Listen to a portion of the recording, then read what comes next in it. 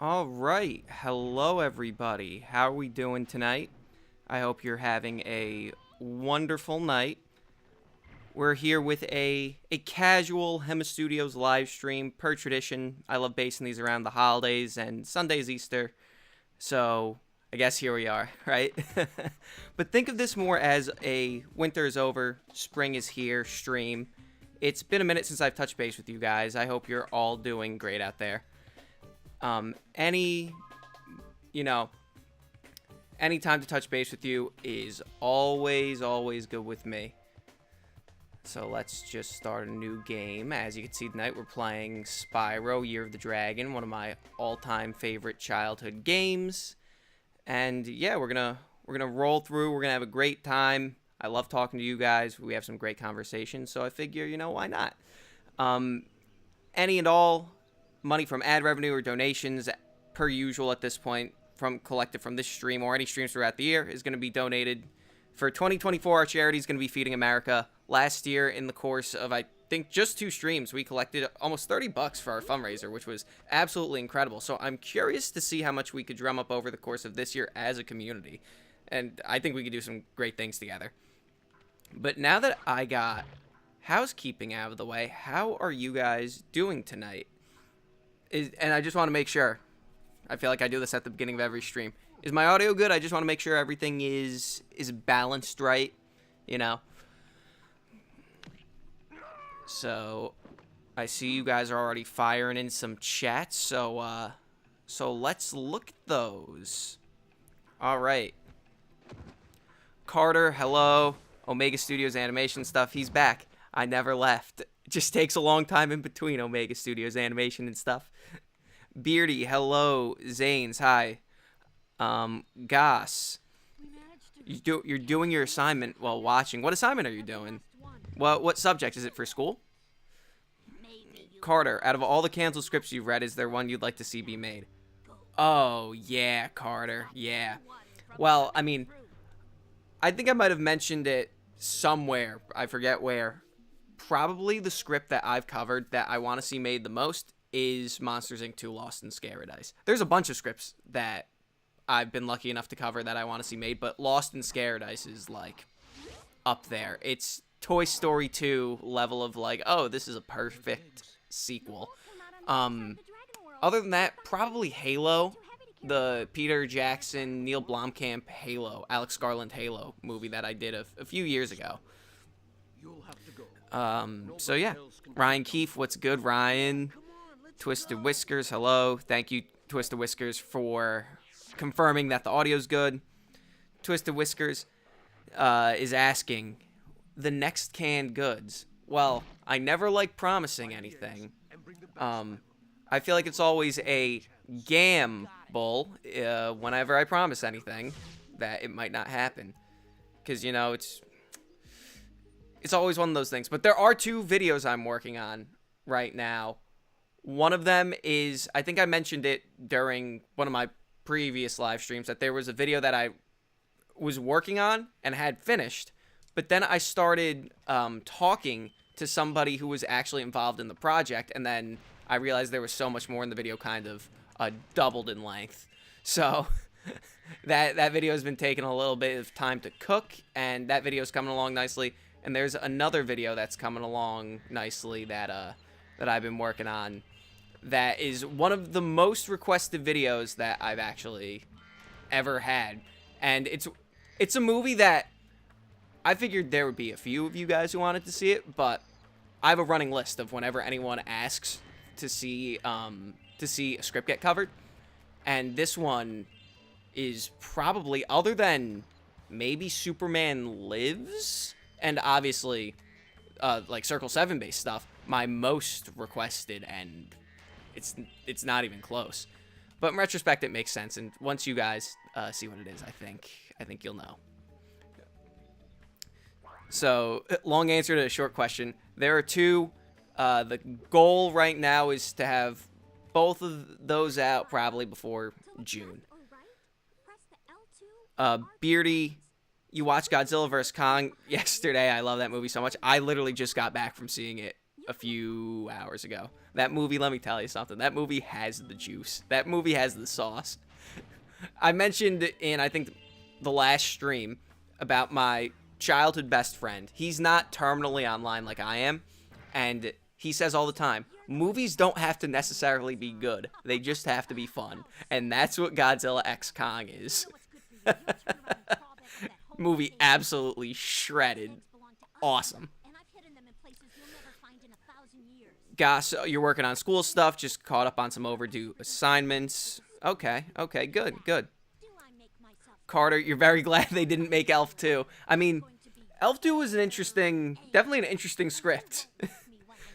So, Ryan, what are you saying? I'm legit surprised Monsters Inc. never got a proper sequel. Well, Ryan, technically, if we're splitting hairs, I hate to be that guy. Well, technically, they made it on Disney Plus with Monsters at Work, which Season 2 would be the sequel, now that I'm saying it, because I realize that takes place in between the time jump and Monsters, Inc. But yeah. Philip, impromptu live stream.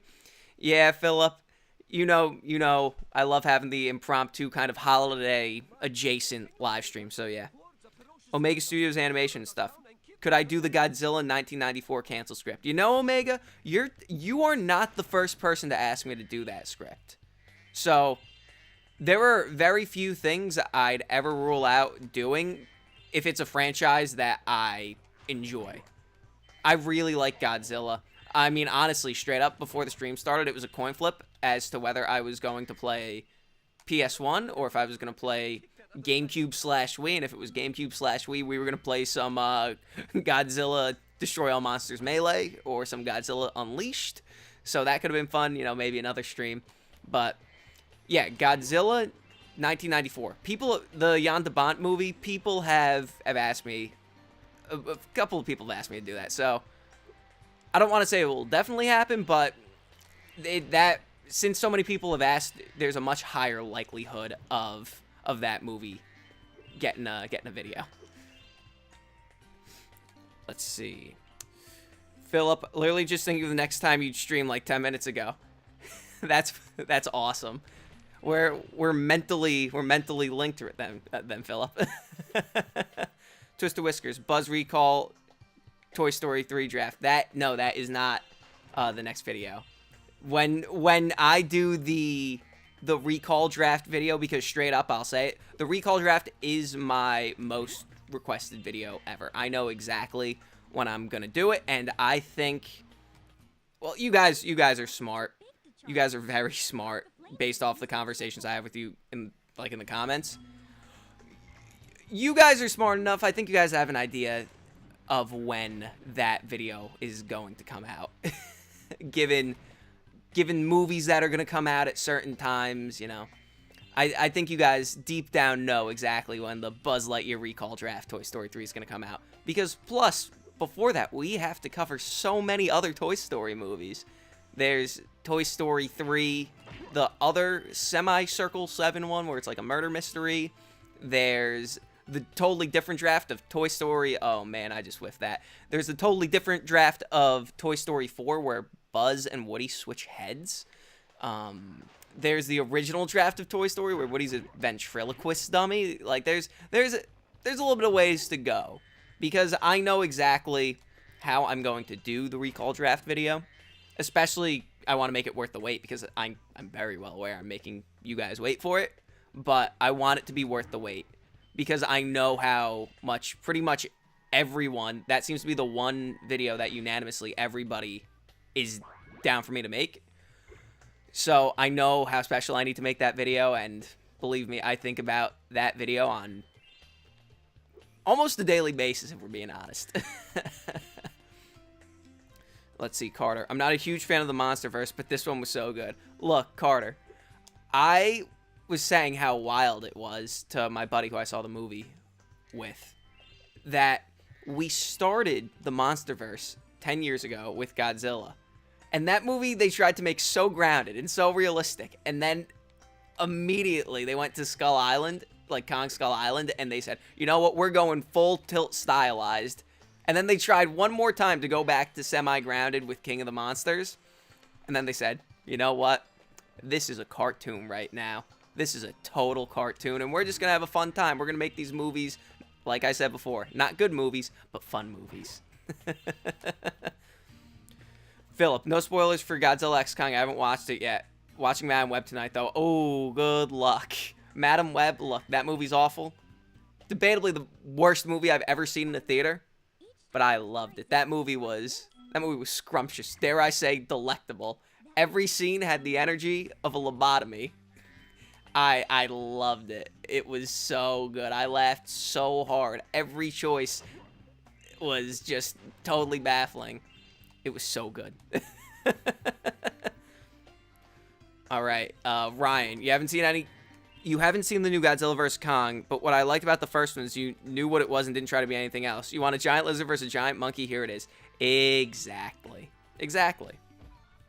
And it's so funny because they totally doubled down on that in this movie, this new one. For example, it's a spoiler in the sense of this is one of the moves that happens during one fight. There's a fight between two monsters where one of them picks the other up and starts hitting a third monster with him. It's insane. They're like, nah, this is a cartoon, dog. This is exactly what we're doing. Twisted Whiskers is asking, is there an alternate Incredibles 2? So, officially, I don't know, but I have to assume there is, because they delayed Incredibles 2, or rather, they pushed up Incredibles 2 by a year, because there were some shenanigans and shakeups when Toy Story 4 was being made, so Incredibles and Toy Story, if I remember right, swapped places. And as a result of that, I think there were rewrites. Because if I remember right as I'm talking through this, I'm pretty sure, and somebody could fact check me on this, please, that one of the other supers in Incredibles 2 in the background, I think it might have been the electrical one, was a scrapped character design for like a different villain they had in mind. So there is, in some form, a different version of Incredibles 2. I hope it's worse than the one we got, but I mean, I gotta believe a better version of Incredibles 2 than the one we got exists.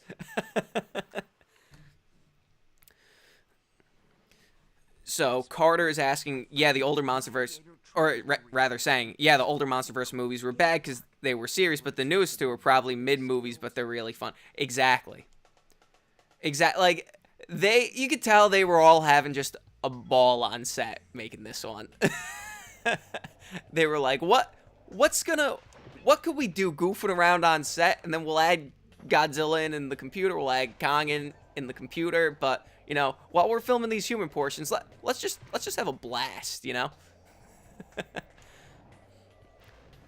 Let's see. Movie of the year, Godzilla X Kong, no comparison. Oh, wait, I'm jumping ahead. I'm sorry. You know what? I'm not going to do the skateboarding minigame because it forces me to not look at the chat. Bold move. Omega, could you do the canceled Ben Affleck Batman movie? Omega, if I got that script in a second, that's a script. There's like 4 or 5 scripts that if they ever came into my possession, I would literally drop whatever video I was doing faster than a ton of bricks and do it. The Ben Affleck Batman movie fascinates me just so wildly and so deeply, especially that it was seemingly going to be an adaptation of Arkham Asylum, where you were like the comic, not the game, or maybe it did have some elements of the game. I mean, who knows? Ben Affleck is a big Batman enjoyer, so if someone told me Ben Affleck played the Arkham Asylum video game, I'd totally buy that. So, the Ben Affleck Batman movie is something that just endlessly fascinates me. Like Ben Affleck Batman, Spider-Man 4, like a movie like that, if I ever got a script for something like that, you guys would know because the video would come out so quick.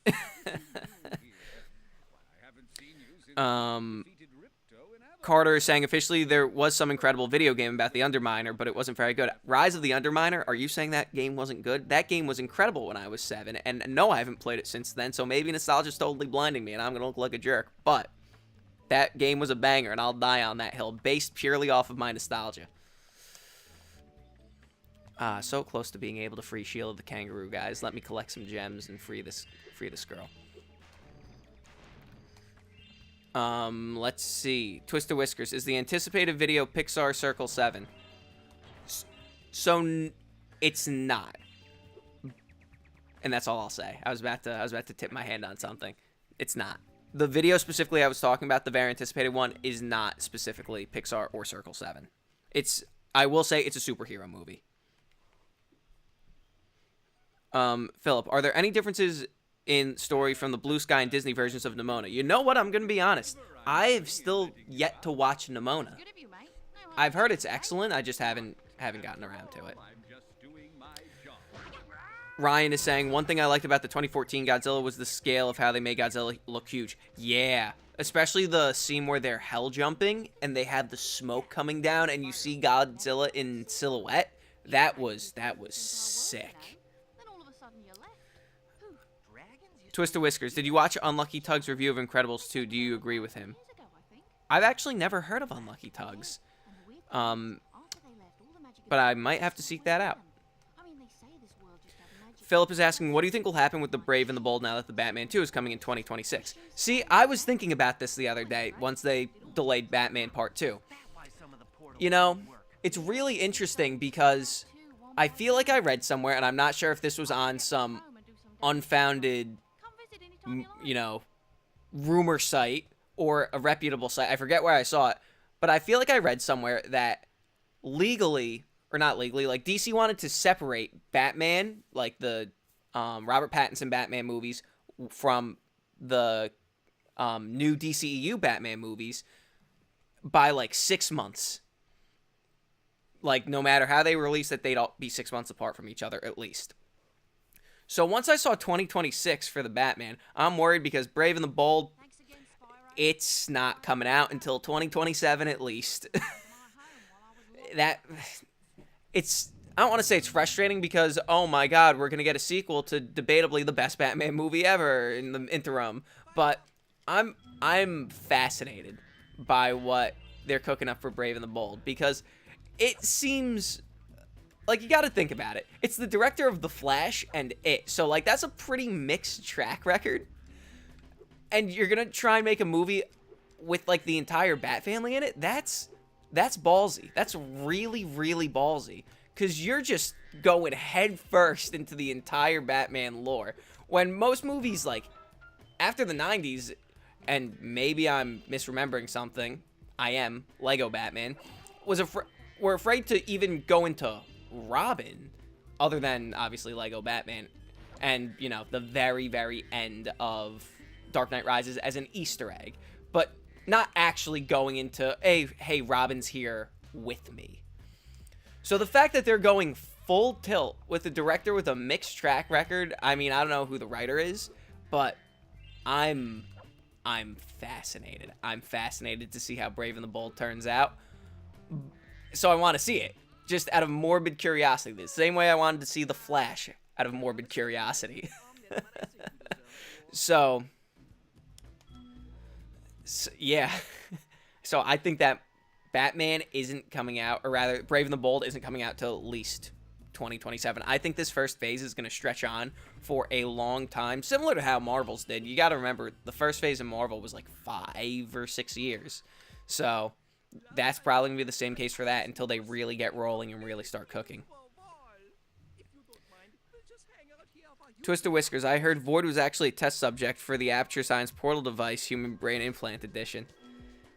That joke is going over my head because the name Void sounds vaguely familiar. I'm going to be honest, I'm running off of 5 hours of sleep right now. So it's probably something I've mentioned during these live streams. But Void from X-Men maybe was a test subject for Aperture Science. But I mean, I'm a big Portal guy. I love Portal 1 and 2. So I'm sure I'd appreciate the joke if I was able to make the connection. But it's a me problem. It's a me problem. Carter, did Circle 7 ever do anything? They didn't release anything, but they did a lot. Like, they were in production, like, pretty heavily in production of the Buzz Lightyear recall draft of Toy Story 3. Like, to my knowledge, they might have been animating. If they weren't animating, they definitely had stuff up on storyboards, up on reels. Like, when I talked to Jim Hirschfeld, like, I'm pretty sure he said they had stuff up on actual storyboards. So it was pretty far into production, and they started, you know, doing some form of animation. There's always that picture that gets passed along of Buzz when he's on the conveyor belt in the factory, and he looks up and sees the Buzz Lightyear sign on the Waka Waka factory. That picture that everyone uses for the thumbnail in their videos when they talk about it. Like, so some animation had to have been done. There were animation tests for sure, too. Because in, I think, my original Circle 7 video, I think there was an animator who worked there named Joe White who had some Woody test animation on his reel that was included in that video. Let's see. Ryan is saying, that's actually why I'm excited about Gareth Edwards working on Jurassic World. I'm very interested to see that world. Oh, yeah. Gareth Edwards, there are few franchises that I think Gareth Edwards is more specifically suited for than the Jurassic series. Than Jurassic Park, Jurassic World. Because he knows scale and he knows how to make his movies look visually striking. So, dinosaurs eating people on top of that is like peak cinema, straight up. Let's see. Carter, I love the Flash movie, unfortunately. Why are you saying unfortunately? Look, it didn't really work for me. I could totally see why someone will watch it and like it. It just very much wasn't for me.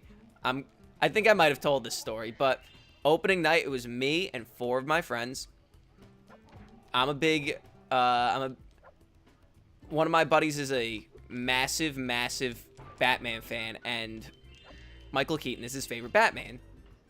So I was like, you're going to come with me because the DCEU has robbed me of Superman for so long that I want someone to cope that they're not going to like how they brought back Michael Keaton, like busting his chops. And he goes, yeah, okay, I'll come with you.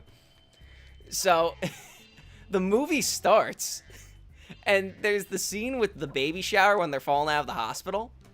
And I literally turned to him, and my friend of 4 or 5 years, I'm like, if you don't want to be friends with me anymore because you said yes to come with me, I get it. Like, the second the baby shower scene happened, I was totally checked out of that movie. Straight up. But, by the same token, half of the movie was stuff that I'm like, oh, this is really compelling. So, by that same token, I could see why someone will watch that movie and go, oh, this is a really, really good movie. Do I think it's a little overhyped when James Gunn is like, this is the best superhero movie ever made? And then David Zaslav said, hey, this is the best superhero movie ever made. Yes. But if someone was like, yeah, I like that movie. No, I could totally see that.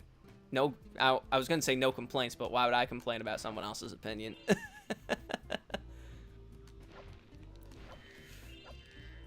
Let's see. Where are we right now? Philip, honestly, a good idea for shorts would be clipping your responses to certain comments. Oh, I'm glad you think that what I say is interesting enough to be able to warrant that, Philip. That's very nice of you to say. You're gonna make me blush. Ryan, in fairness to the director, the Flash looked like it was riddled with studio interference. Oh yeah, you could. I mean, I'm pretty sure it's out there that like Ben Affleck filmed some scene for the Flash that like set up a Crisis on Infinite Earths movie, like some wild stuff. That movie got wildly tampered with. There's behind the scene photos where Sasha Kaye and Michael Keaton were going to be at the courthouse at the end when Barry changes the timeline, and obviously that was going to be an intro for Batgirl. Womp womp. So that was going to reset the universe, and that reset universe is where Batgirl was going to happen. So let's see. Omega, have you heard of the guy who tried to sue Warner Brothers over the Batman 2022? I actually haven't. That's interesting. Fiction Rumble, hello. Brian, do you record your videos ahead of time and edit them?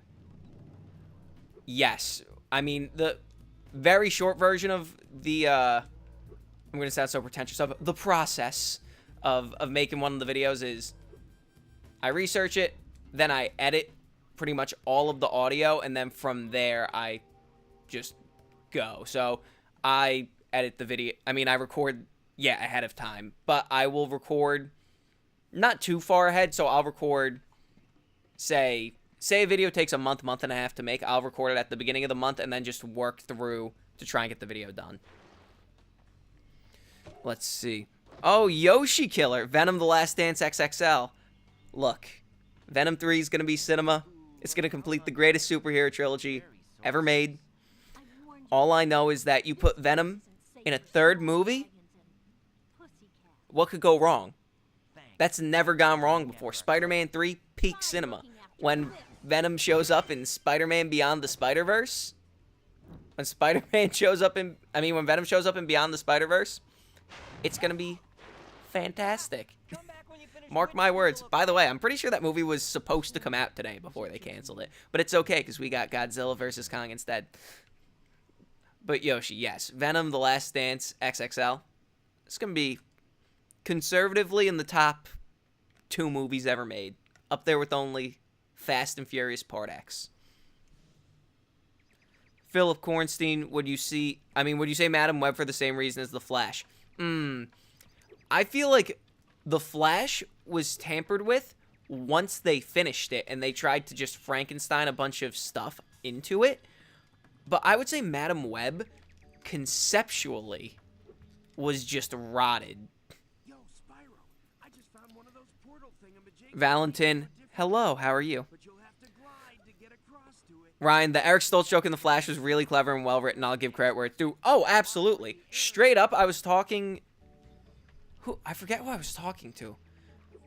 Where... Dang, I'm going to feel like an idiot. Maybe I was talking to Yoshi, who's still in chat, I think. That we were both, like, coming out of it like, oh, they're going to show Eric Stoltz footage. They're going to be, like, turn on the TV. We both thought when we were watching it that they were going to turn on the TV and they were going to show the Eric Stoltz clips from Back to the Future. Which would have been very, very cool.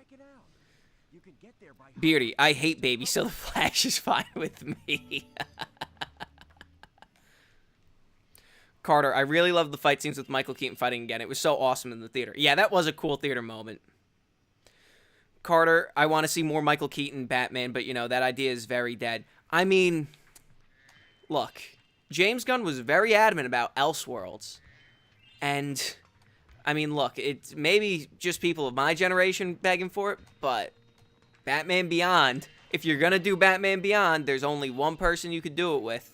Because George Clooney, maybe George Clooney would do it. Val Kilmer, don't think would do it. But Michael Keaton as old Bruce Wayne for Batman Beyond, oh, man. As an Elseworlds movie, absolutely. That would rock. Shut down our cloud generator, and I'll never see a rainbow again. Let's see. Can you do the canned World War II? World War II Transformers movie. Did that tie into the lore in the Michael Bay movies, or was it a more standalone kind of thing? Omega Studios. Twisted Whiskers. I was talking about Void from Incredibles 2. Okay. Buddy, let me see. I can't read right now. Buddy talking. Okay. Will you do a video on the canceled Jack Black Green Lantern film? That is also a video I've gotten. A movie I've gotten many requests on. So, again, for that one, also never say never. Ryan, Madam Web was dead on arrival because it was a Madam Web movie. Who wanted to see that? Yeah, that's a pretty eloquent way of putting it.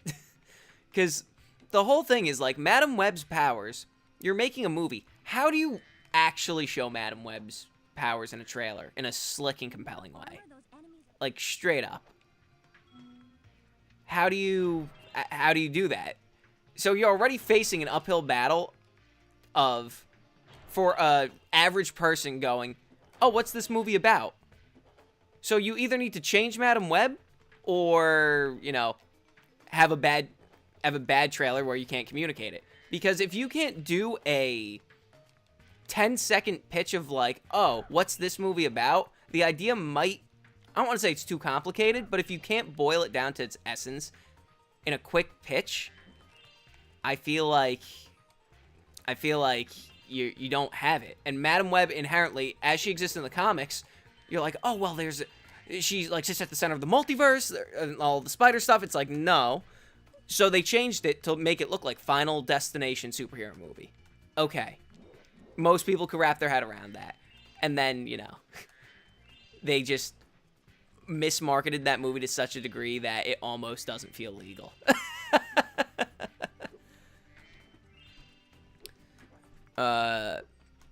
Let's see. Yoshi, I was low-key expecting them to reference Chris Farley, Shrek, and Flash. Oh my god, that would have rocked. That would have... Oh my... That would have been so goddamn cool. Let's see. Philip, thanks for reminding me Warner Brothers passed on a guaranteed hit Batman Beyond movie. People can complain about Disney all they want, but WB might be the worst Hollywood studio right now. Oh, it's not might. WB.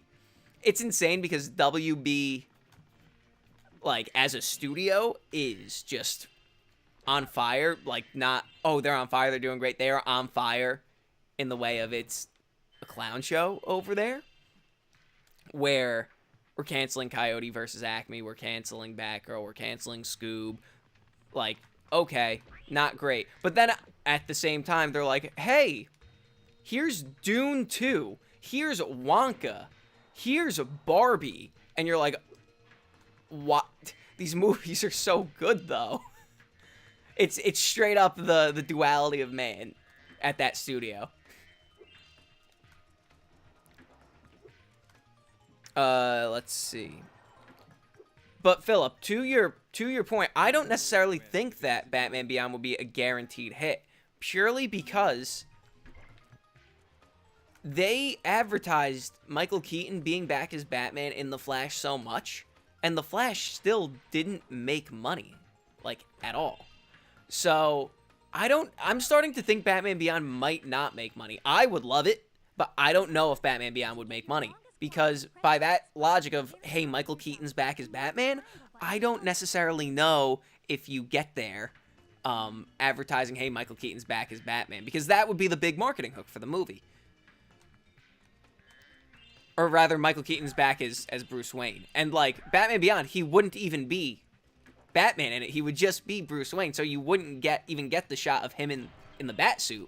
So I feel like if The Flash couldn't do it, where every trailer had him just in the Batman outfit, or at least partially the Batman outfit for so much of it, I don't know if Batman Beyond could make money, which is so disappointing to say, because it would be so cool. Like it would be the heir apparent. It would be Batman 3.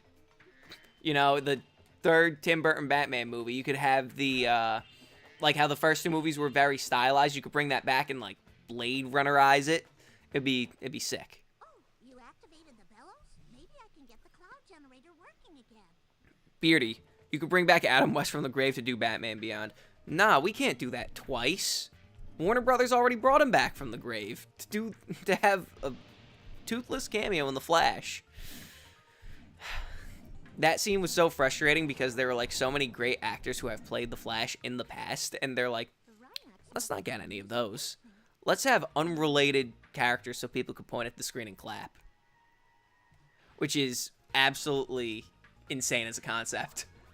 Of, hey, we're making a Flash movie. Let's put Nicolas Cage's Superman from the unmade Superman movie in here before we put, Grant Gustin in this movie.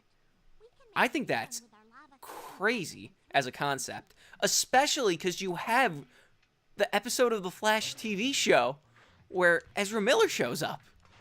So, I mean, I'm not even a big CW guy. I saw the clip when it happened, but logically, I was always under the assumption that you would see the other side of that conversation in the Flash movie. And then they're like, oh no, he's not referenced. And then John Wesley Shipp, also not referenced. But we do have a Flash that looks like him, but it's not him. Just all around weird choices, weird moves. Oh, man. All right. Let's see. Ryan Keefe. It'll never happen, but a 6-episode Max miniseries where Michael Keaton Dark Knight Returns movie, but with Dean Cain as Superman would be great. See, I mean, if you guys have been watching these streams for any period of time, you guys know I'm obsessed with Superman. Not a big Dean Cain guy. Was never a big Dean Cain guy, and that was like prior to him kind of being not a great person, as I understand it. So, I mean, that would be cool, but, I mean, I feel like you could bring in... I mean, I wouldn't be mad if it was Brandon Routh, and they just said, pretend this is... They age him up, and they go, pretend this is kind of Christopher Reeve. Because in my mind, Christopher Reeve Superman and Michael Keaton Batman were in the same world. I'm just really whiffing at these challenges, but we're just going with the flow of the game right now. Let's see. Oh, Carter, what's your opinion on the Coyote versus Acme thing? Oh man, Carter. I have some thoughts, but for the most part, I'll keep it to myself because that's what the entire stream would turn into then. But I think that one way or another, we will see Coyote versus Acme ultimately. Whether the movie gets leaked or Warner Brothers eventually goes, you know what, we'll release it, we'll sell it to a different studio. Like, I really do think we'll see it. I don't know anything, but this is like a total Streisand effect right now, where everyone is talking about this movie to such a ridiculous degree now that I feel like it would have to at least break even. So yeah. Buddy talking. Who do you think should be the villain for the next Tom Holland Spider-Man film? Scorpion. I'm a big Scorpion enjoyer. That's why, little Easter egg, if you watch the Silver and Black video that I put out last month, I think it was, I over-animated Scorpion to a completely ridiculous degree. Like, I was animating his tail completely separately from his body because I'm like, damn, I'll never get to see Scorpion in a Spider-Man movie done justice.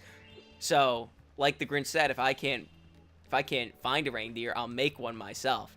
If I can't find Scorpion in the Spider-Man movie, I'll make sure the Scorpion in my silly YouTube video is very cool to watch.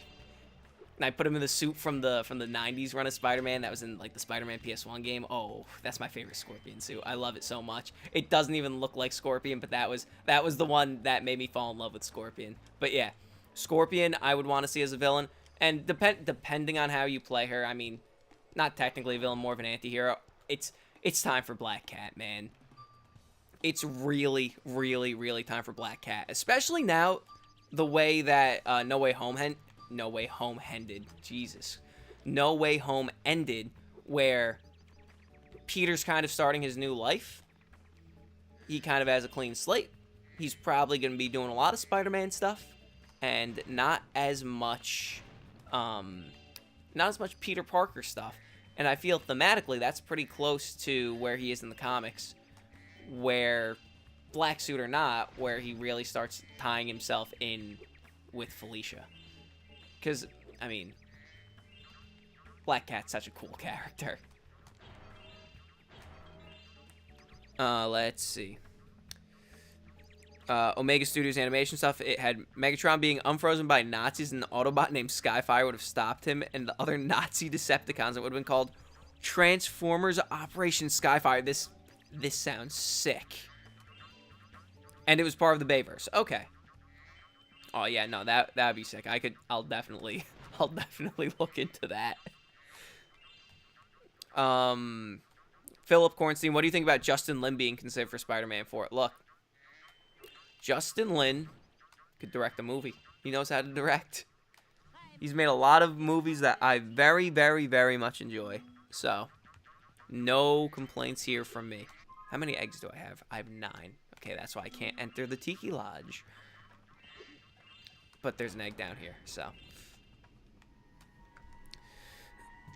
Carter, what was your reaction when you saw Nicolas Cage in The Flash fighting that spider? I'm going to be honest, I got it spoiled for me before the movie came out, so I was expecting it. But I still was like, oh, that's cool. And then my friends who I was with were like, is that Nicolas Cage? And I'm like, yes.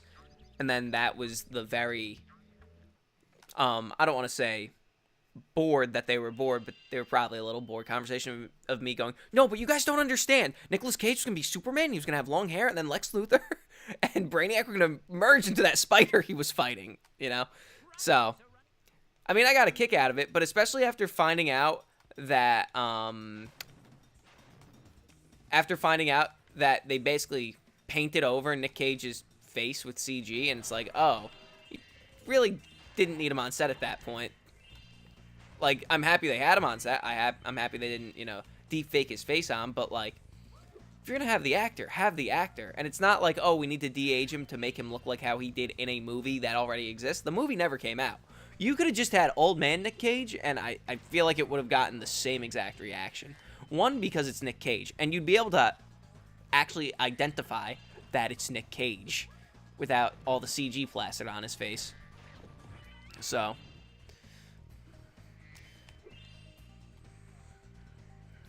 let's see. Ryan Keefe, I only say Dean Cain because he was Superman around the same time-ish Keaton was Batman. No, I totally understand why you would, you know, get there. Like, picking Dean Cain.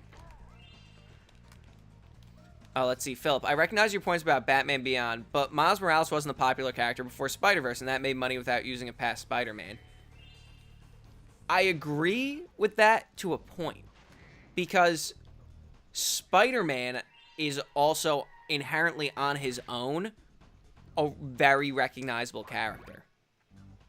And the other thing about Spider-Verse is that you got to remember, the first one, everyone was like, okay, this will be fine, and no one really thought a lot about it. And then it wound up being really good. Like, obviously, really good.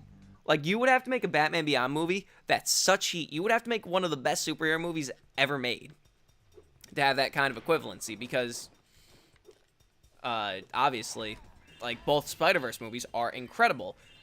And there was like this groundswell support for Spider-Verse in like our circles, but I feel like most average people didn't really jump on until the second movie came out, because I mean, in my opinion, the second movie is even better than the first, and I think that's a decently common opinion among people about those two movies. Be sure to keep your friend Sparks the Dragonfly healthy. Valentin, what do you think Disney is making? Toy Story 5, Zootopia 2, and Frozen 3 and 4. Don't forget about Moana 2. Another totally... Look, actually, I don't want to pick on Moana 2 because everyone's like, there's no way this movie could be good. It was going to be a Disney Plus show, and they made it a movie. And then the optimistic part of my brain goes, Toy Story 2 was also supposed to be a direct-to-video movie. But...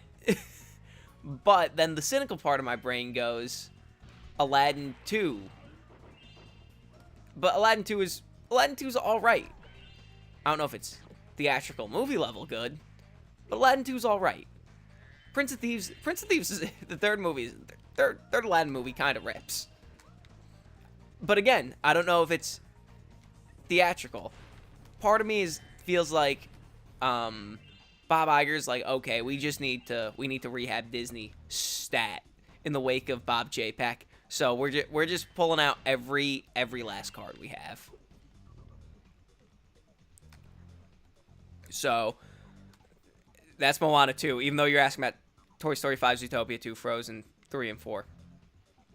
The only one out of all those that makes sense to me that was announced was Zootopia 2. Because I feel like they, and correct me if I'm wrong, I feel like they announced Zootopia 2 where there were kind of rumblings of it, or at least the intention to want to do it, ever since the first one came out. That came out when I was, like, in high school, and I feel like I remember hearing a lot of people say, I would actually really want Zootopia 2, and I feel like there were, like I said, rumblings about it. But at the same time, you have Frozen 3 and 4, which, look, I get it. If I remember right, Frozen 2 is the second highest grossing animated movie ever, behind the air quote live action Lion King. And I think Frozen 1 is the third. So I get why you want to make it, because the answer is money. But at the same time, I don't know what you would do. I feel like you kind of wrote yourself into a corner where it's like, okay, we have the two kingdoms, everything is good. But I'm curious to see them take a crack at it. I mean, I don't want to say there's no way it could work, but I feel like they're fighting an uphill battle. And similarly, I think that Toy Story 5 is fighting an uphill battle. Because I'll be straight up with you. I think Lightyear did a wild amount of damage to the entire Toy Story brand. Because nobody saw Lightyear. Obviously, the box office shakes that out. Movie isn't that good. And then everyone just hears Lightyear is bad. So, not only do you have a Pixar that's weak right now, you have Pixar coming off of a Toy Story movie that's bad. Because you can say what you want about Pixar, like, but none of their Toy Story movies were, by most people, received bad. Toy Story 1, phenomenal. Toy Story 2 and 3, considered maybe the two best animated movies ever made. Toy Story 4, I didn't like. Most people really like Toy Story 4. So, then Lightyear. Lightyear is... It's the scene in Iron Man where Whiplash is like, if you could make God bleed, people will stop believing in him. And Lightyear, I think, might have been the moment where God started to bleed. I know that's a very dramatic way to put it, but I really think that Lightyear did more damage than we think. Like, I don't think if Toy Story 5 is as well received, like, quality-wise, if it's, like, the same level of quality, the same amount of people, like, the same quality level as Toy Story 4, because even I think the people who like Toy Story 4 will admit it's a little bit of a step down from 2 and 3. And if it's that level of quality, I think, I'm not doing good here, guys. If it's that level of quality, I truly think that if the movie would have made $1 billion, it's going to make $800 million. Not bomb by any means. Because I don't think a movie with the actual title Toy Story can bomb. But I do think it will damage it a little bit. And then, yeah, I think I answered all the movies you mentioned, Valentin. Dejan Video, cool. Have you seen the Good Time reboot trailer? It's ridiculous. I haven't. I actually haven't. So I gotta look at that. Valentin, I'm so excited for Zootopia 2. Maybe you could talk about the cancellation of the original plot of the first Zootopia. See, I know the original Zootopia had a different plot. I just don't know what that plot was. Wasn't it something with, like, shock collars? I feel like there's some art I saw of Nick Wilde wearing, like, some sort of shock collar, and it might be related to that.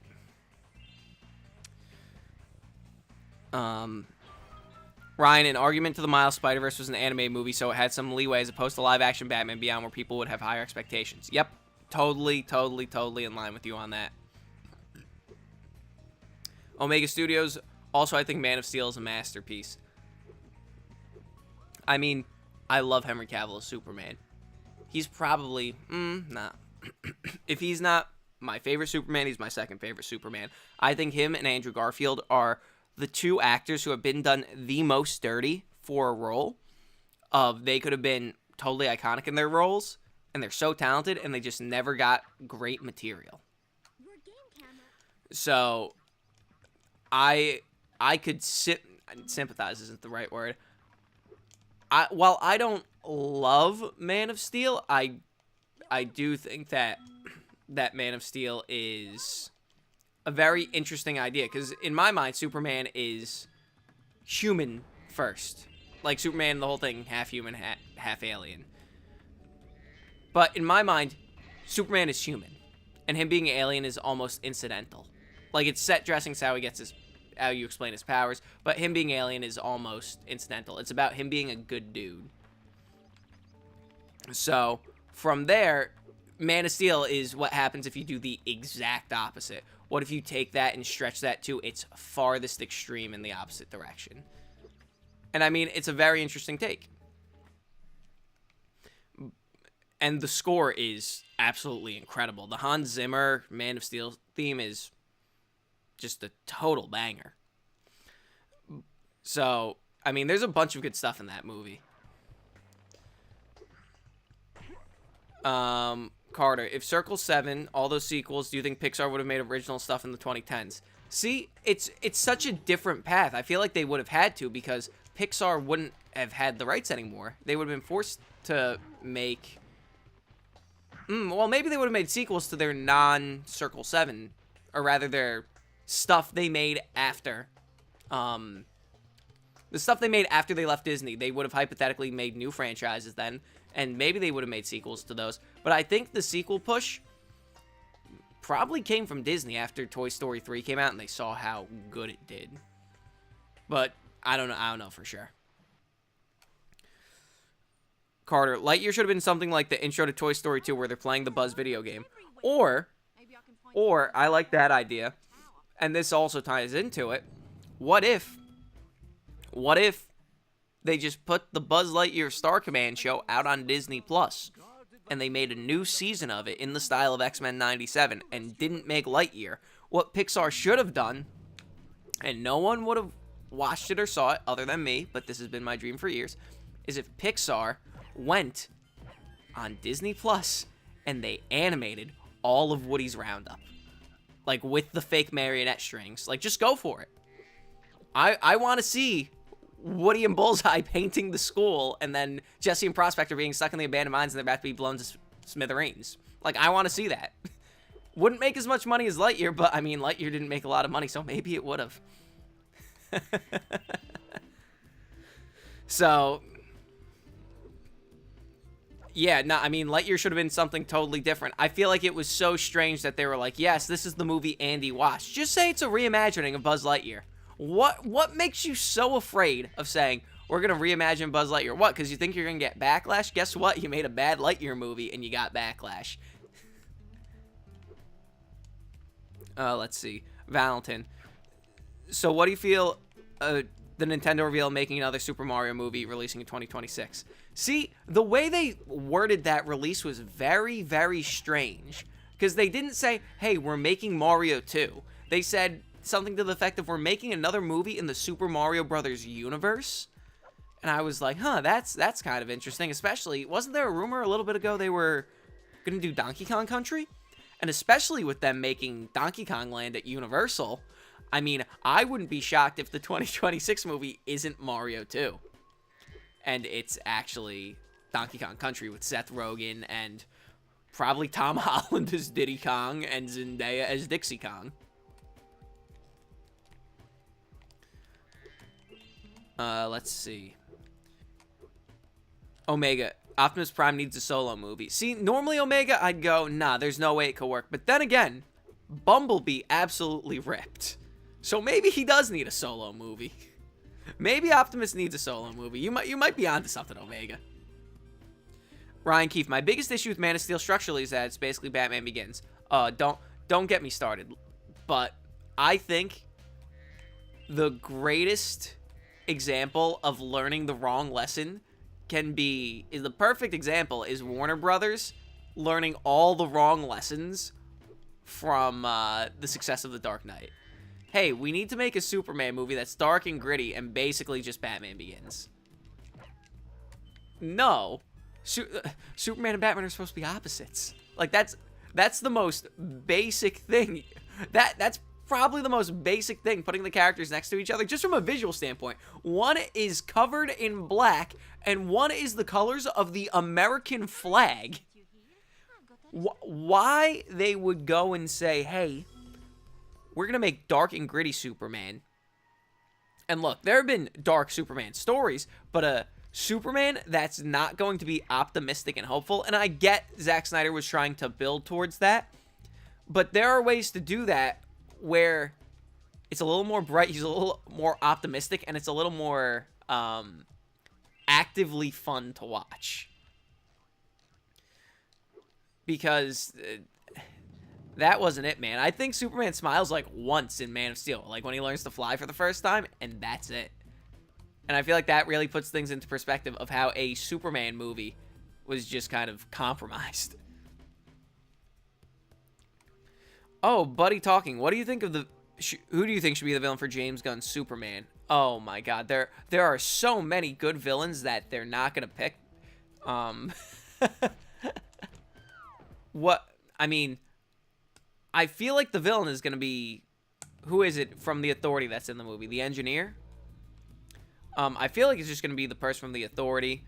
I mean, they're going to obviously have Lex Luthor in the movie, and Lex is one of the greatest, obviously, supervillains in all of comics. But, just generally, I would love to see a Superman movie where Parasite is the villain. I'd love to see a Superman movie where Bizarro is the villain, and it's more of like, Lex is the villain, Bizarro is the muscle.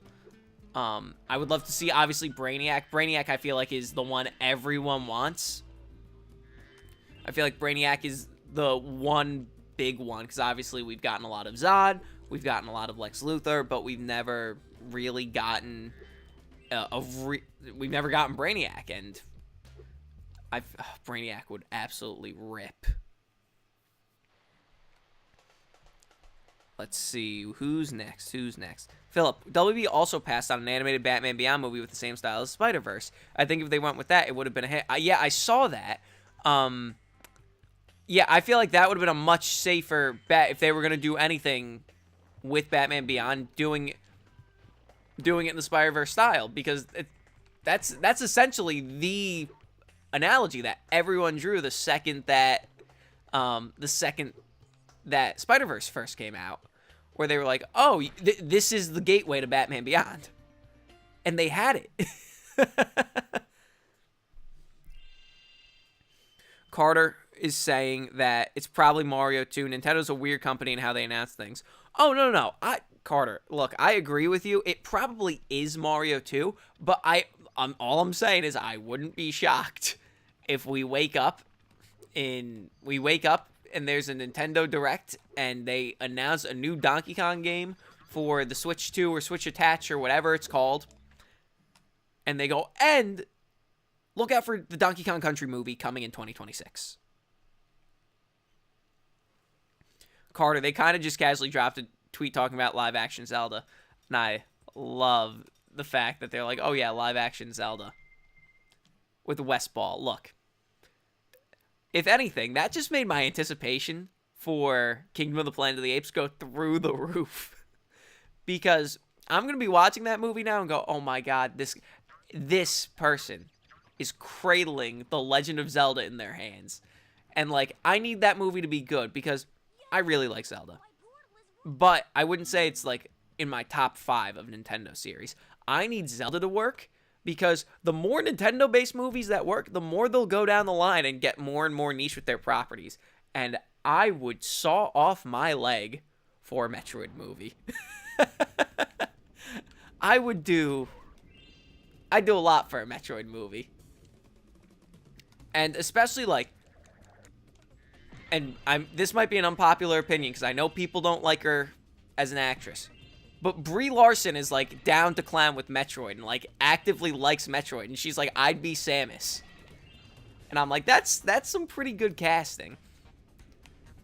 And, like, not even necessarily as a live-action movie. I feel like you could do Metroid animated. But I would love to see Metroid. And I would love to see Earthbound. Because I'm not a big Earthbound guy. I tried playing it. and it's just not for me. Like, I'm pretty hit or miss on RPGs, and like Earthbound, that it's all about like, oh, we kind of got cute with it, and it's like different than what you think. It didn't really click with me. But the story of Earthbound is awesome. And like, you make an animated movie in the style of like the claymation guide for Earthbound, where everyone's in clay, and you have that Pollyanna song playing over the credits. Oh yeah, I'd be there opening night. I'd be there opening night. Philip, we've been talking about a lot of superhero movies, but I haven't heard the best one mentioned, Megamind 2. Oh man, there's a reason for that. I refuse to even watch it. Because, like, look. I mean, there has to be the obligatory joke, the Schaefer Ellis joke, that about hitting him with the freeze gun. But, just, like, how... Like, something feels almost sinister. Something feels almost sinister about this movie. Because, like, it's very clearly a kid's show that they made into a movie. Like the second one. But all the trailers, and Schaefer Ellis made this point, too, where he goes, yeah, this is advertised toward the people who grew up watching Megamind. And they just made a kid's TV movie. And there's nothing wrong with that, but just don't go, Megamind's back. You're welcome. Like, it would have been funny. It would have been way funnier if they made Megamind 2 with obviously Megamind 2 with Will Ferrell, and instead of taking it kiddier, they took it more adult. Not like crazy more adult, but like, and I'm not even necessarily saying raunchy, but like, imagine Will Ferrell a little more unleashed playing Megamind, especially now that we have so many superhero tropes that are in the public consciousness that are kind of fresh. Just absolute, it would be absolute bedlam. I'd be all for it. Omega Studios animation and stuff. Imagine if they did a Superman Red Sun movie with Henry Cavill. I'd love it, but I'd love it in 15 years from now. I am very tired of the, what if Superman wasn't all about truth, justice, and the American way? What if he had a little bit of a bad side? What if he was a little bit of a bad boy? So, I just want to rest from that for a little bit. But I'd love to see a Red Sun movie just generally.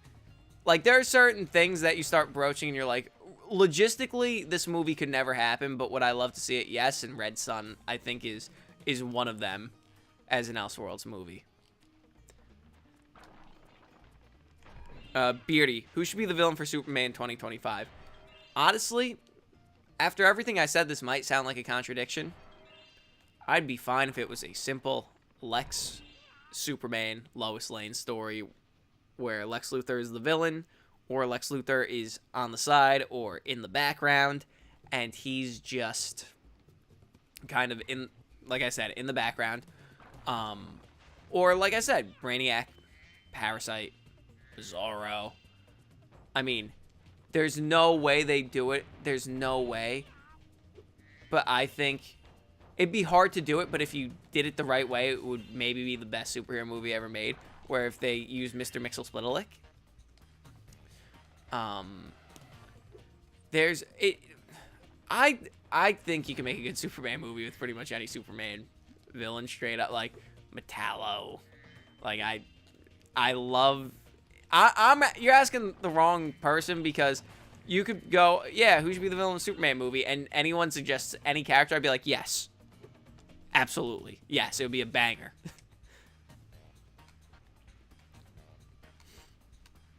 Let's see. Beardy, Parasite's my favorite supervillain along with Brainiac. Oh man, Beardy, person of culture, love to see it. Thomas Hernandez, and you lost me. I'm specific at what point I lost you, because the chat is on a little bit of a delay, so I'm more so curious. If I lost you, that's totally fine. Probably with the Mr. Mxyzptlk. But I had to speak my mind. Omega. Oh, probably Brie Larson as Samus. Okay. Look, I totally get it. I totally get it. But, I mean, Samus doesn't talk a lot when she's done right. She's very stoic. She's athletic. Brie Larson could be all of those things. Omega is saying Brie Larson would be pretty good.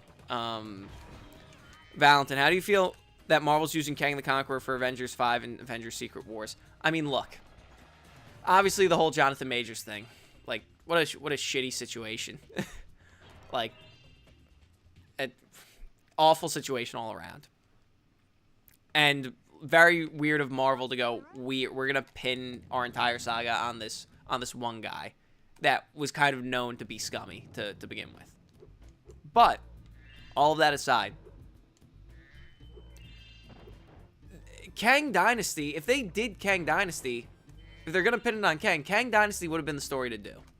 Because that comic is built like an Avengers movie as Phase 4 and 5 were, like, unfolding. Because Kang Dynasty, you have a bunch of different pockets of different teams of Avengers around the world doing stuff. So you have, like, different teams, and the setup is that Kang is, like, doing his shit is him, the Deviants, and Atlantis. But it's not, like, it's been usurped at this point by Atuma, who's also in Wakanda forever. It's not Namor. So, like, you had the story. So I understand why they were going to do Kang Dynasty, but straight up, how they're like, oh, yes, of course. Avengers 5, like, changing it from Kang Dynasty to Avengers 5, especially, I've heard that, like, I feel like I saw a rumor that they're saying, oh, Kang is still going to be the villain. We might introduce a second villain. Like, at that point, just do Secret Wars Part 1 and Part 2. Like, we don't need to do the Kang thing, then, if you're not going to fully commit to it. And, like, Kang has variants. But, since you have the scene at the end of Quantum Mania where it's a stadium of Jonathan Majors, suspends disbelief a little bit, but then again, all this stuff is multiverse, like, cosmic spaghetti at the wall. So, I'm fine with them still using Kang. I would love to see, there's so many actors I would love to see play a Kang variant. Like, I would love to see, like, John David Washington play Kang. I would love to see, I was going to say Chiwetel Ejiofor, but I just remembered that he was Baron Mordo. I'd love to see, I mean, I'd even love to see if they were like, oh, you know, we're going to do old Kang and have it be like Denzel. Like, straight up. But, no, we're not Snappy the Seal. I'm not going to try this again.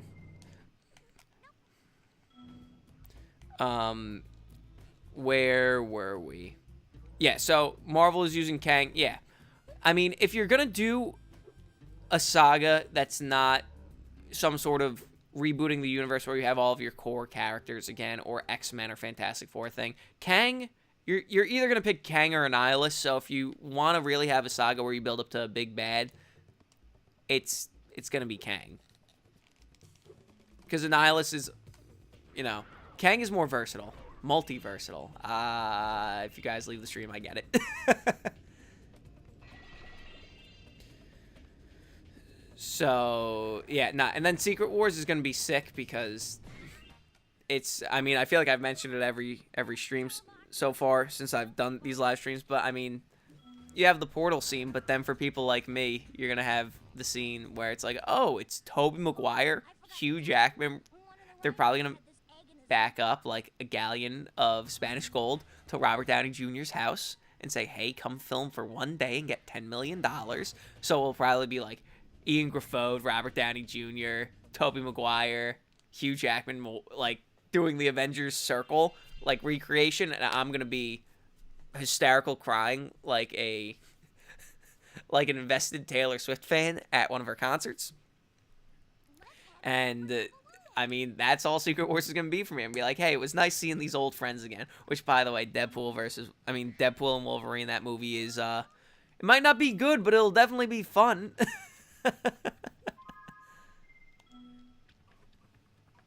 Valentin, so do you hear Sony is making Venom animated R-rated with Seth Rogen? Oh, ooh, okay, that would be interesting because Seth Rogen, you know, rated R is in his wheelhouse. Animation's in his wheelhouse with I was about to say Mutant Mania. That's not what the movie's called with Ninja Turtles.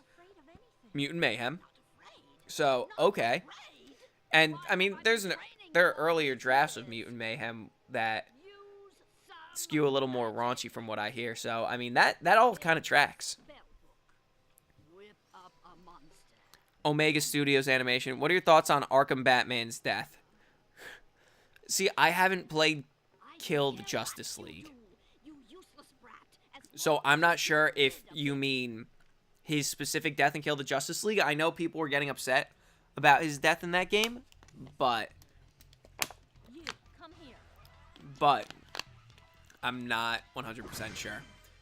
If you're talking about the end of Arkham Knight where the mansion blows up, the first time it happened, I legitimately laughed out loud. Like, I did a Rich Evans laugh, but let's see. Beardy, I need a Mitchell Spitalik and Batmite movie. I mean, I think that would be a cute little animated short to put in front of something Mr. Mixel-Spitalik and Batmite.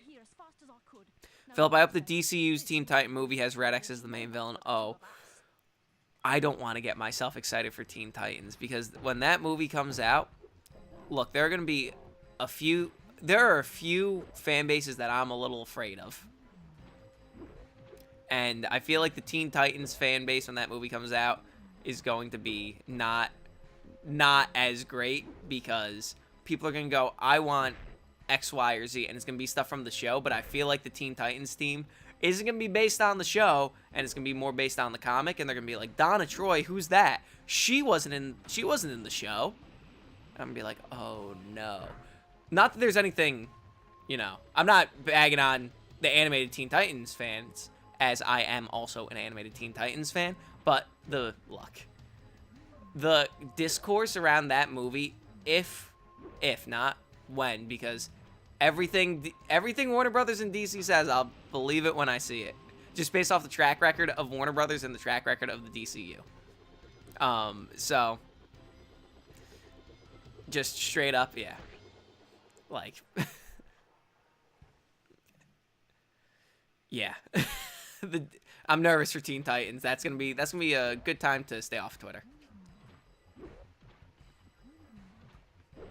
All right, who is next?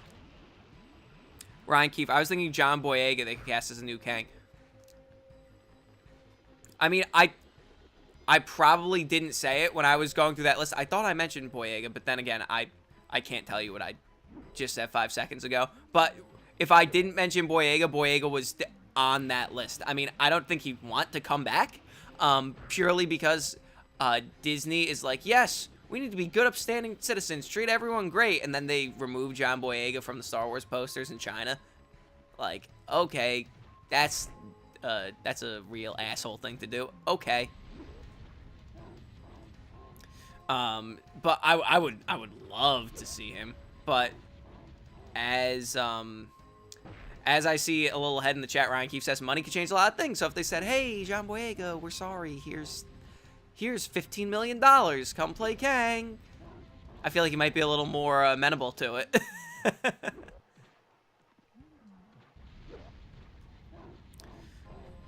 I just realized this boss is supposed to look like a short, stubby Godzilla. Maybe it ties into the theme of Godzilla versus Kong. Do you think this boss is a do you think his name's Buzz, right? Do you think Buzz is a Godzilla versus Kong enjoyer too? Yeah, Philip, right there. Ryan, I don't think Boyega wants anything to do with Disney anymore. Mega Zero. Hey there, Hemmas. Hello there, Mega Zero. It's been a while since I've been in your live stream. Aw. Well, look, it's always nice seeing you. It's always nice seeing you. Especially, it's always nice when familiar faces run through, because that means I did a decent enough job that you wanted to click on it again. The animation, I gotta say, off topic, but the animations in this game are, for a 26-year-old game, are really on point. Like the expressiveness of Buzz, like when you hit him and his entire face stretches. I mean, it's not. I don't think it's quite Crash Bandicoot levels of expressiveness, but it's definitely something. Oh, he's right at the edge. Did he just glitch out? There's no way. There's no way. Okay, cool. Oh, he's in perfect position. Boom. Okay, we're gonna get him. This is gonna be it, guys. This is gonna be the time we beat him. Yep, we got him. Ladies and gentlemen, we got him.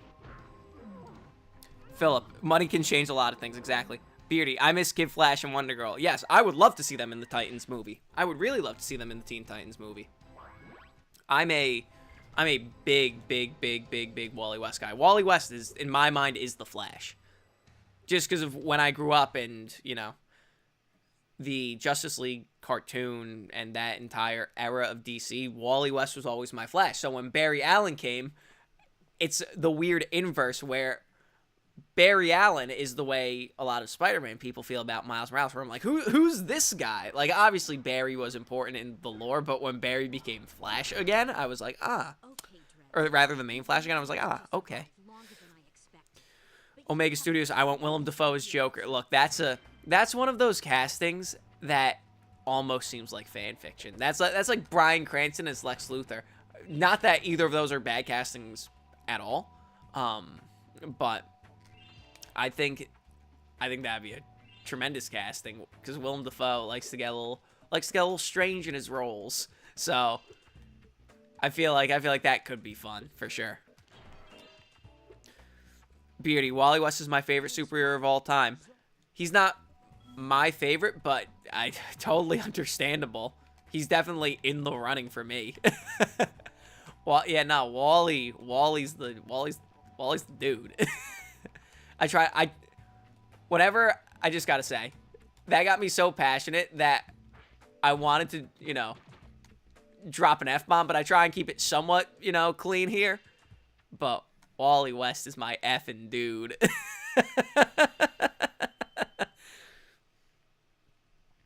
Mega Zero, you played the Reignited trilogy and Ripto's Rage, but didn't finish the first game. Ah, okay. Look, these games were second only to Crash Bandicoot, my favorite trilogy growing up, and the first game was always my least favorite of the three, like, on PS1. But when Reignited came out, I feel like Reignited brought the first Spyro game up to, like, the standard of Ripto's Rage and Year of the Dragon, to the point where I'm like, damn, is Spyro 1 the best Spyro game? Like, the Reignited version? And it was a very fun arc to go through that and be like, oh yeah, it might be. Which is nice, because I'm not sure if I said it when I was telling the story, I never wound up finishing Spyro 1 until Reignited. Oh my gosh. I'm glad that was just captured on video. Me just missing that flame breath 17 times in a row. Alright, yes. Now we're going to spit that at you. Okay, cool. Finally. Let's see. Alex, hi. Philip, are you still active on Hemmas Stash? No, Hemmas. Oh, that's. So wait, Philip, are you from the Hemmas Stash days, or did you just stumble across that channel? I'm very curious. Because for those of you who don't know, Hemmas Stash is my original YouTube channel, and it was called.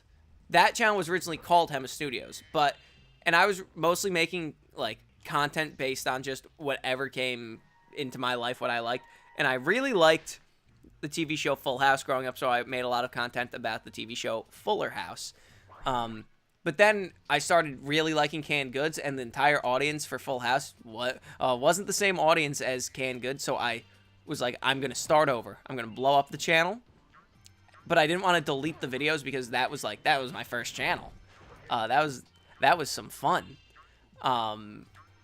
So I just renamed that channel to Hemmas Stash because I needed something with an S as the second initial, because I wasn't going to put in the time to change the logo when I was rebooting everything, but still keeping the name Hemmas Studios on a separate channel.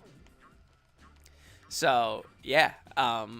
No, not active on Hemmas Stash. I think about it sometimes, and I'm like, nah, why would I split my focus, especially when these videos, like the main canned goods takes so long to make. Why split the focus like at all on anything else? Like, I don't want to keep you guys waiting for too long. But yeah, Philip, I'd be very interested if you just came across Hemmas Stash, or if you were like there when I was posting on that channel. Ryan, Willem Dafoe could be the Joker in Michael Keaton Dark Knight Returns miniseries I pitched a little bit ago. I mean, yeah, he totally could, but I mean, I'd love to see Jack come back. Oh, this is about to be loud, guys. Cover your ears, because the sound mixing on this is awful when the statue blows up. Alright, actually, I'm going to pause the game real quick, because I need to take a sip of water, because my voice is starting to go a little bit, but we're still rolling on. Alright, Mega Zero. Have you watched Meet the Robinsons? Yes, I did. Little did you know that Jim Carrey was going to voice the villain.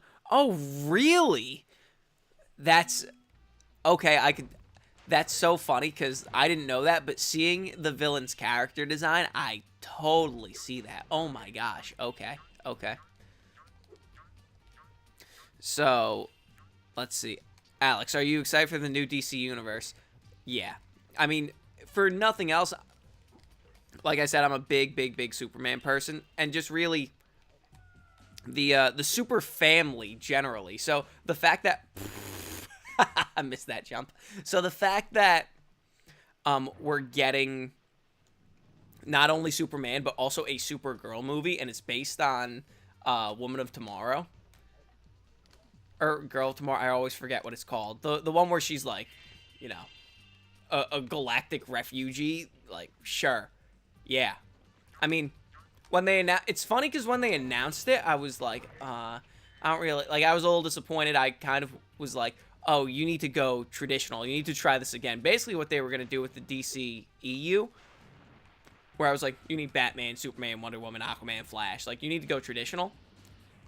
But then the more I thought about it, I was like, damn, dude, we're getting a Supergirl movie. Not that we didn't have the other one, but, like, we're going to get a big budget Supergirl movie made by people who care about the House of L. Like, this is our time, Superman fans. Rise up. So, yeah, for those two alone, and, like, Lanterns being an HBO show with Jon Stewart, who's my childhood Green Lantern, yes, please. Omega Studios, imagine an animated Transformers movie with the tone of Evangelion. I've actually never seen Evangelion. Like, all of my friends who are really big anime heads really like Evangelion, but I've never seen it. So, I'm sure it would be sick, because all my friends are obsessed with it. And I usually have the same taste as them, so if a Transformers movie had that, I imagine it would be a real banger. Like, a real banger. Oh, I didn't know Spyro could collect these bones. I didn't free Sergeant Bird yet. Okay, anyway, back to the chat. That's the other skate park, so I'm just gonna leave the level for now. Alex, as well as seeing Superman Legacy. Alex, I will be there for Superman Legacy opening night. If I could somehow leverage this YouTube channel to get me to an earlier viewing of Superman Legacy, that and Superman Legacy, or Sonic the Hedgehog 3, by the way, or Dune Messiah when it comes out in 2027, I will do that.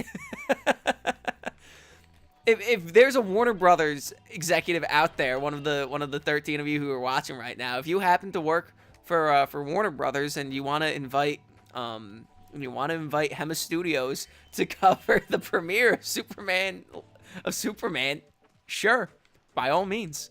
I'd say my DMs are open, but they're not. But if you're Warner Brothers, you'll find a way to find me.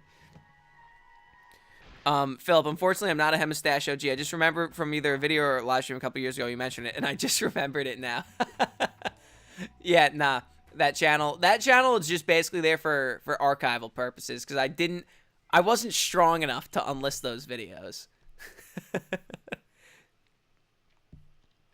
Buddy talking. Who do you think should be the main villain for Batman 2? Well, Batman 2, the villain should be... I want them to go and do a totally fantastical villain, because I feel like it would be a very interesting clash with That'd be a very interesting clash with the very grounded tone of this. Like, even more grounded than Nolan this one is. So, I would love to see someone like Mr. Freeze or Clayface. Like, someone a little ridiculous. Firefly, but they probably won't do Firefly because everyone will go, hey, Brendan Fraser was going to be a great Firefly. And then they go, what? And then everyone go, oh, the Batgirl movie. And then Warner Brothers will go, what? So, Mega Zero. Meet the Robinsons may be underrated for Disney, but always reminded me my favorite quote that helped me whenever I bump into failure. Keep moving forward. I love that quote. I love that quote. And especially that the movie... I know the movie ends with it, but doesn't it also start with it? Isn't it, like, bookended by the keep moving forward quote? Yeah, no, that movie rips. Alex, have you seen My Adventures with Superman? Oh, yes. And let me tell you, it's the first piece of Superman on-screen media. Like, I mean, yeah. In pretty much since Justice League, like the Justice League cartoon was out, it is truly the first Superman-related piece of media on screen. Like, comics are different because comics, you know, come and go. There are good ones, bad ones. But My Adventures with Superman is the first on-screen Superman thing I have loved since I was 5 or 6. And it's been a long time. It's been a very, very long time since I've loved it. And even though I don't like in that show that, oh, all the villains have Kryptonian technology, and that's kind of how they explain it, I didn't care because in my mind, Superman, like I said, Superman's a person, and there's no other person that's more important to him than Lois Lane, and they're like, oh, this is a story about Superman and Lois falling in love. It's styled like a magical girl anime, and I'm like, not really a fan of that. But if this is the trade-off I need to have to get a Superman that good, 100%, I'll take it. And that, I mean, that story had Parasite in it. I don't think Parasite was done super well, but I think the payoff in that Parasite episode, like the final Parasite episode, was wonderful and perfectly captures the spirit of Superman. And the end, I mean, I don't want to give spoilers away, but the ending of that episode, like the big climactic, I don't think it takes anything away from it. That episode is where Superman and Lois kiss for the first time. Then he sweeps her off her feet off the Daily Planet and they kiss. I was like, this is everything I wanted from a Superman story and more. Like, straight up. Like, the last episode where they're on the farm, I didn't even realize that there was another episode the next week, because I was like, what a perfect finale. As I was, like, getting a little misty-eyed over this Superman show that looks like a magical girl anime that for the entire time it was going to come out, I was dreading it, that I'm like, I'm going to watch this and I'm going to hate this. And I was totally enraptured by it. I love Jimmy in that show. I love Clark in that show. I really love Lois in that show because they figured out a way to do a young Lois without her just being a very hard-nosed. Like, they found a way to make her fun and quirky while still seeing that she arcs into becoming the Lois we get in the future. And it's like, it comes from a very genuine place, and you totally buy that she is totally down to be with Clark no matter what. Oh man, here I am talking about this Superman show again. See, if I start talking about Superman, I just never stop. Philip, I wish I had your live reaction to the Sonic 3 teaser. Well, I mean, just imagine. You don't have my live reaction, but I could give you a pretty good approximation. Just play the trailer about... Actually, let me back up. So, you could actually do a live reenactment yourself of it. Pull out your phone, like, and pretend you've never seen the trailer. Then watch it, and you get to the point where they play the last few notes of Live and Learn, the dun dun dun dun dun, and then fall to your knees like you're one of those people in, like, Southern churches that are like, oh my God, the Lord is alive inside of me. Like, fall to your knees like, the Lord is here. And then watch the trailer about 7 more times and then say out loud, holy shit, I think I'm gonna have a heart attack. At the mere sound of Live and Learn taking you back to being a 4-year-old playing that game for the first time. Oh man, and it's gonna be sick. I wish I had my Win synth handy right now because I'd play it for you guys. But so it's gonna be sick musically in that movie because Sonic's main theme in the movies is that melody, the dun dun dun dun dun dun dun dun, like that kind of motif that plays a few times. That happens to be in the same exact key as the song Live and Learn. So for all you music heads out there, there's going to be a moment in Sonic 3, mark my words, where it transitions into those two songs. So it'll be bum bum bum bum bum bum bum bum bum bum bum bum bum and go right into Live and Learn, probably before the last battle, and oh my god, I'll be inconsolable. I will be it will sound like Beatlemania, Shea Stadium in that theater. Just coming from me.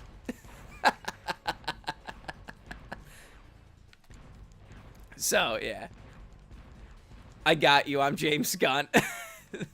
Well, thank you, James, for through your beardy alt account, having my back. Ryan, I'd maybe lean into Court of Owls for Batman 2 or save it for part 3, but I feel like it was kind of sort of set up in the first one. I didn't even finish reading your comment, and I was about to stop and say, I feel like Court of Owls would be a natural fit because they kind of set it up. So I'm glad to know we're on the same page with that. Mega Zero, there are some canceled films from DreamWorks Animation we're close to getting, such as Boo. I've heard of Boo. Larkins. Madagascar 4. Me and My Shadow. Oh, I mean... One of my friends really loves Me and My Shadow. Just the entire ordeal with it. Like, if that movie could come out, they would have the Beatles at Shea Stadium screaming their head off moment. So whenever anyone asks me about that, that's what I always think about. Let's see. I can't believe I died right there at the end when I was about to get out of the level. All right. My favorite thing about doing streams is it really humbles me for like actual streamers who play hard video games and not games they played a million times in their childhood and just still whiff at them. It really humbles me because I'm like, yeah, I'll play a game that like I don't have to think about playing. I played this game a million times, but once you add talking to it, a whole different ball game, guys. Omega Studios. Megamind, the Button of Doom was great, not the Doom Syndicate, though. Oh, what's the Button of Doom? Unless it's a joke that's going totally over my head. That also includes Spooky Jack, but it was taken over by the bad guys. Okay. Ryan Keefe, the more I think about it, Court of Owls would be good as a part 3 of a Batman trilogy. I mean, I wouldn't disagree. My big thing, though, with the Batman is that like, it's grounded, and it's so cool that it's grounded. But at some point, you're going to have to start getting into the weirder Batman villains in that series if that series keeps going on. It's probably just going to be a trilogy, so you probably could get away with it. But I feel like there's going to be a small part of everyone that if we get through this Batman trilogy and it's like, the first movie is what it is, the second one, pardon me, is like Two-Face is the villain again, like someone more grounded, like Harvey Dent. And then you do Court of Owls.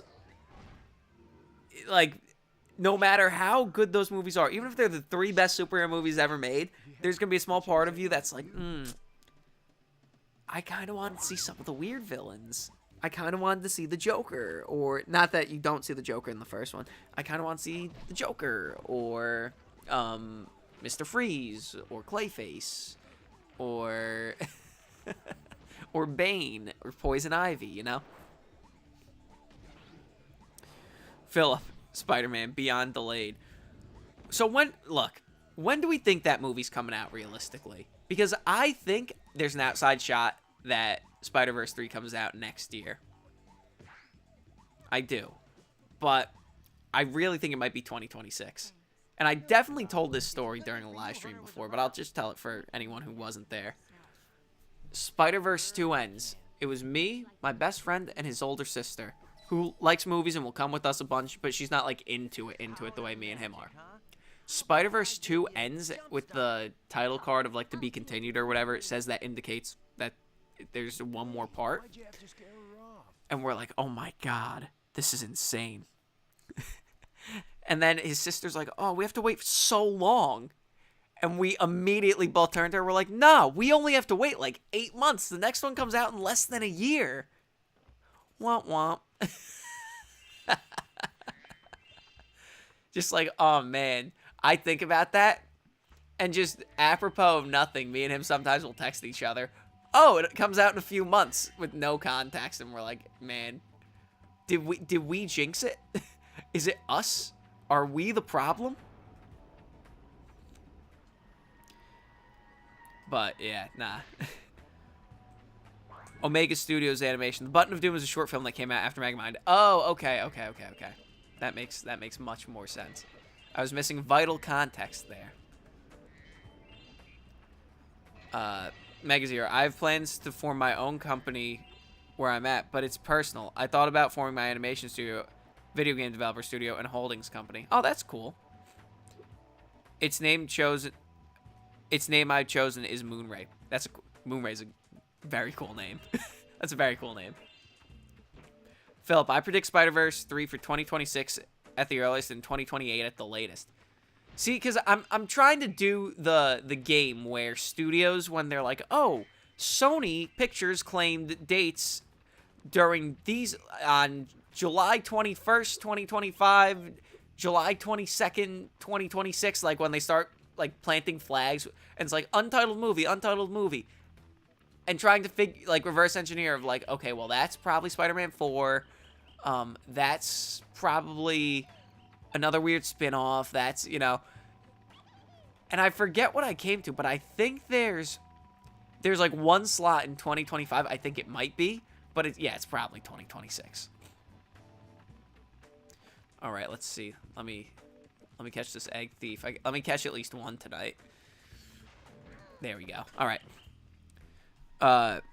Ryan, I'd argue that James Gunn's DCU will tackle the weirder Batman villains. Yeah, that will probably be the case, especially if you're going to bring in the whole extended Bat family, and you're going to have Superman and, like, the Authority is your villain. Like, seemingly, the Authority is going to be the main villain of Phase 1, like that team, which is interesting that you're also gonna have the movie with them. So yeah, no, that would make a ton of sense. My good friend Spyro. The sorceress caught this naughty bird. Omega Studios. Oh, message just got retracted. Okay. Beardy. 1, Riddler, the Batman 2, Clayface, the Batman Part 2, Scarecrow, the Batman Part 3. Ooh, see, it's so funny because all the villains I'm like, I would love to see are villains that were, like, just in the Christopher Nolan series, so I don't want to say them. Because, like, I like Scarecrow a lot, too. I would love to see Scarecrow, but I don't see how you do Scarecrow in these Batman movies and don't have it just be a Cillian Murphy ripoff. Because, like, give me Heart of Ice, but with something in the way playing, you know? I'd so much rather we just start trying new villains. Even though Batman has the most impressive, probably, rogues gallery of any comic character ever other than Spider-Man or Superman, like, you have so many options to pick from, and we're not going to get it. Like, Hugo Strange is probably going to be in one of these two Batman movies, you know? And it'd be cool if it was Dave Bautista, but yeah. Omega Studios, you do fan films. Okay. I was just about to read your original message before it got retracted. Okay, fan films. What do you do fan films of? I'm guessing Transformers is a passion of yours. So, I'm guessing Transformers, and that is very cool. I'm a big fan of stop motion. I don't think I've ever done a fan film, but I would. I probably would if given the opportunity. Mega Zero, I have some facilities for both Moonray Animation and Development Studios. For Moonray, it's often Texas, Vancouver, Montreal, and of course Derby, England. While Moonray Development Studios, on the other hand, Lubbock, Austin, Quebec, and even London. Oh, that's cool. Ryan, I think the world of Batman post Gotham being flooded, you maybe could do Poison Ivy as an environmental terrorist. See, that would have been exactly, Ryan. I was about to say Poison Ivy would be like a crazy botanist or something, but environmental terrorist. Yeah, no, like exactly. That's the kind of what did the kids say, Ryan? Let them cook. You're just cooking there. I'll let you cook. I'll let you cook on that. Like, yeah, totally. Beardy, Scarecrow's my favorite Batman villain. Just put more of a spotlight on him and make him a bit more theatrical. I mean, Scarecrow is the villain in, I mean, it's a little bit of a non sequitur. Scarecrow's the villain in Arkham Knight or Arkham Origins. For some reason, I always get the villains of those flip. No, Black Mask is the villain, or Joker is the villain of Arkham Origins. Never mind. Yeah, Scarecrow rocks. I really like Scarecrow.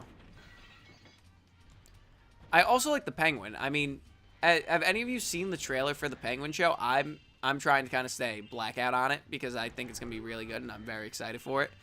But has anyone seen the trailer? Apparently, it's excellent.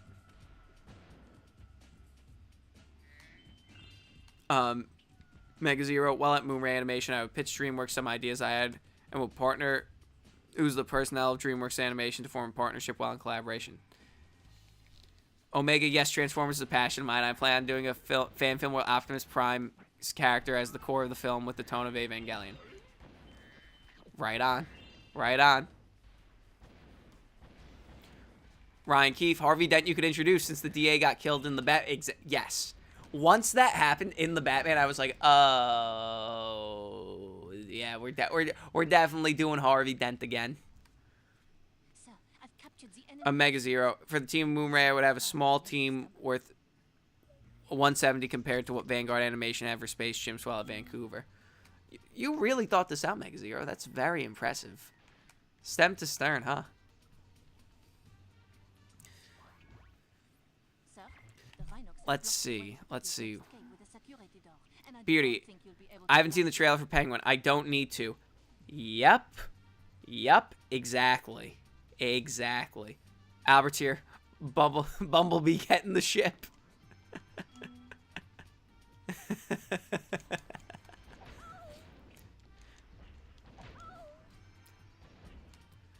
Imagine Thunderbolts kill the Avengers. I mean, look, you know what? You're gonna send me on a tangent here. Thunderbolts is that movie. You have such a cool bench of Marvel characters, and the characters you choose. That's a wild cast, but like not wild enough. Oh, that's very interesting. Most of them are just super soldiers. Ghost is like the only one that I'm like, huh? Maybe they're cooking here. I should let them cook here, because like, I mean, Red Hulk is probably in the movie. Like, given what we know about Captain America 4, that Red Hulk is probably going to be in that movie. Red Hulk is probably also in the Thunderbolts because it is Thunderbolt Ross. Spoilers, I guess. But, like, Zemo's not going to be in the movie. You could introduce one or two new villains. They don't have to be villains we've necessarily seen before. Like, Red Guardian's cool. Yelena's cool. But, like, do we need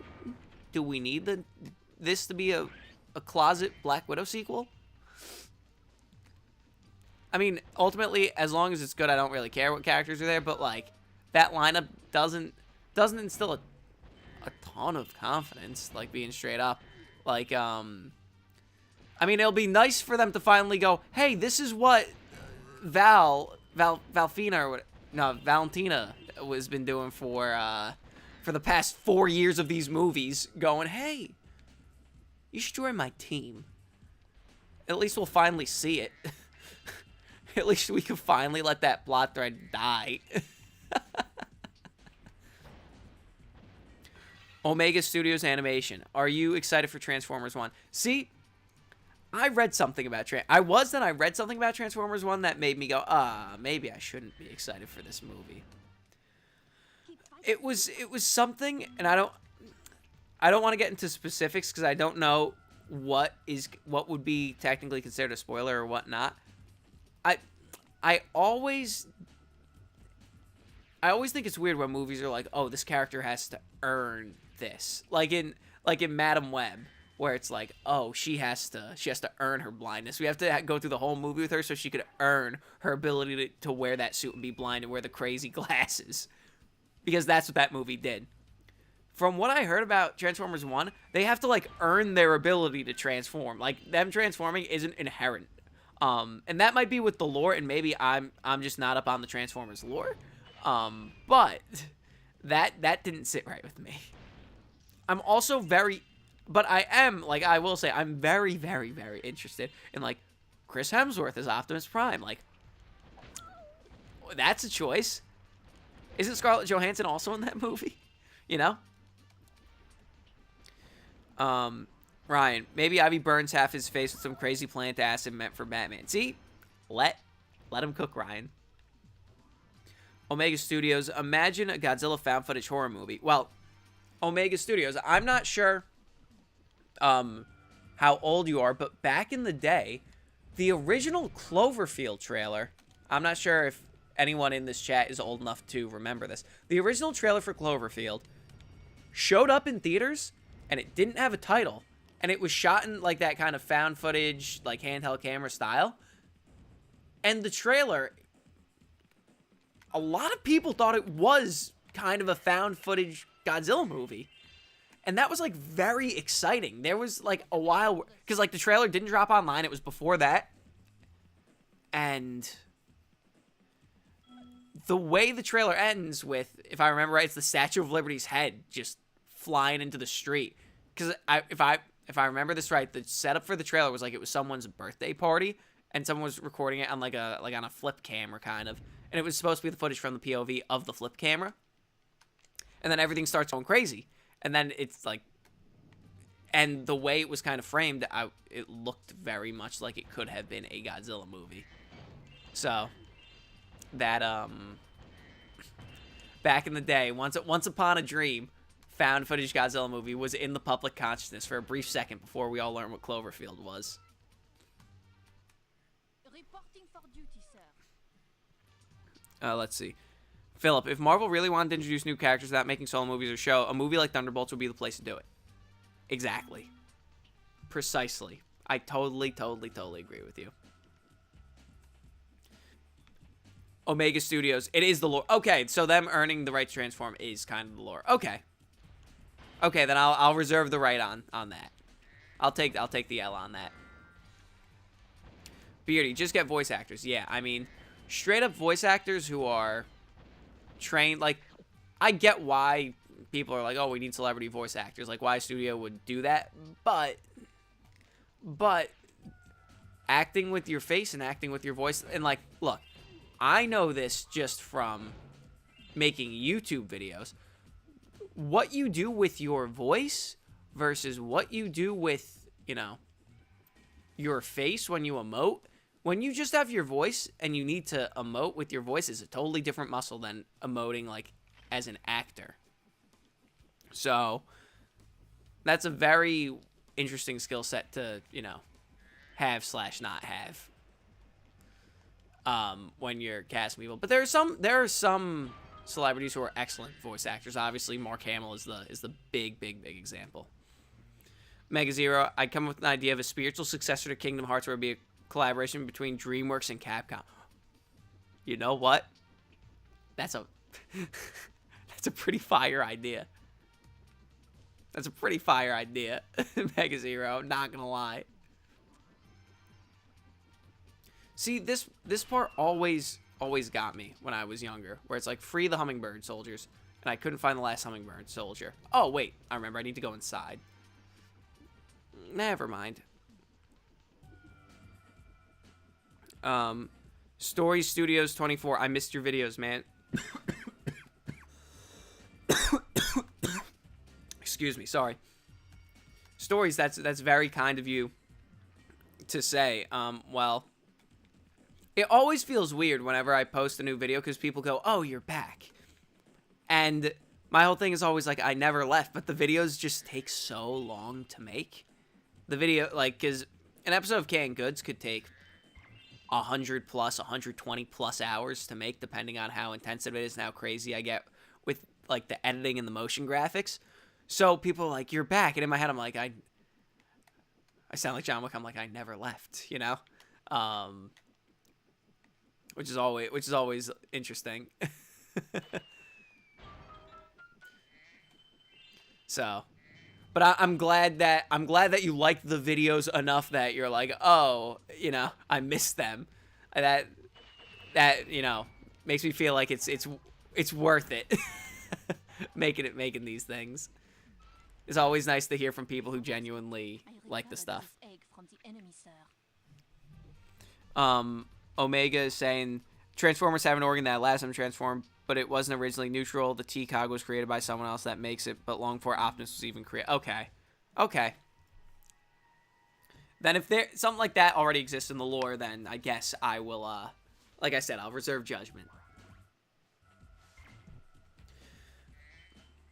I mean, back to the, like, Batman Reeves verse. Yeah, man. Between that and the Brave and the Bold, I think Batman fans are going to be eating pretty good. I think it's going to be a very interesting and dynamic time to be a fan of not just DC, but superhero stuff in general, because, like, we're on the ropes. Like, Marvel really on the ropes. Like, Marvel has never needed a movie to succeed as much as they need Deadpool to succeed. Like, we have one chance with Marvel, and it all hinges on that movie. Because if that's not good, then I don't think there's any hope, like, for general sentiment on the MCU at this point. And then with DC, like, they're starting this new thing, but I feel like it's going to go back to feeling like the 2000s, where we're not necessarily going to get 17 superhero things a year. I think it might scale down where we might get 2 or 3 superhero things a year from everyone combined, which I feel like would be a very dynamic way for all of this to wind up shaking out. Where the heck is the portal in this? I feel like the portal was somewhere up here. Oh wait, I need to get all the Rhinox maybe? Anyway. Because, like, this year as an example, like this year where it's like Deadpool and then the Sony stuff, which I don't really consider like it counting. Excuse me real quick. The Sony movies, which I don't totally consider counting, are truly the only superhero stuff we're going to get. So, studios are like, oh, we actually have to make other movies again, which has been really fun to see. Movies like, you know, Dune, and not necessarily in this year, the end of last year, Wonka, or The Fall Guy, or Alien Romulus, stuff like that, getting seemingly a much bigger push because they don't have superhero movies to promote. So, and like Planet of the Apes, and like a whole plethora of stuff.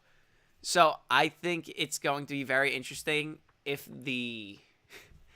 things don't start looking good for Marvel and DC can't get it together.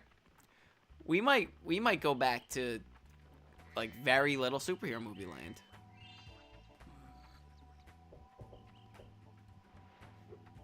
Let's see.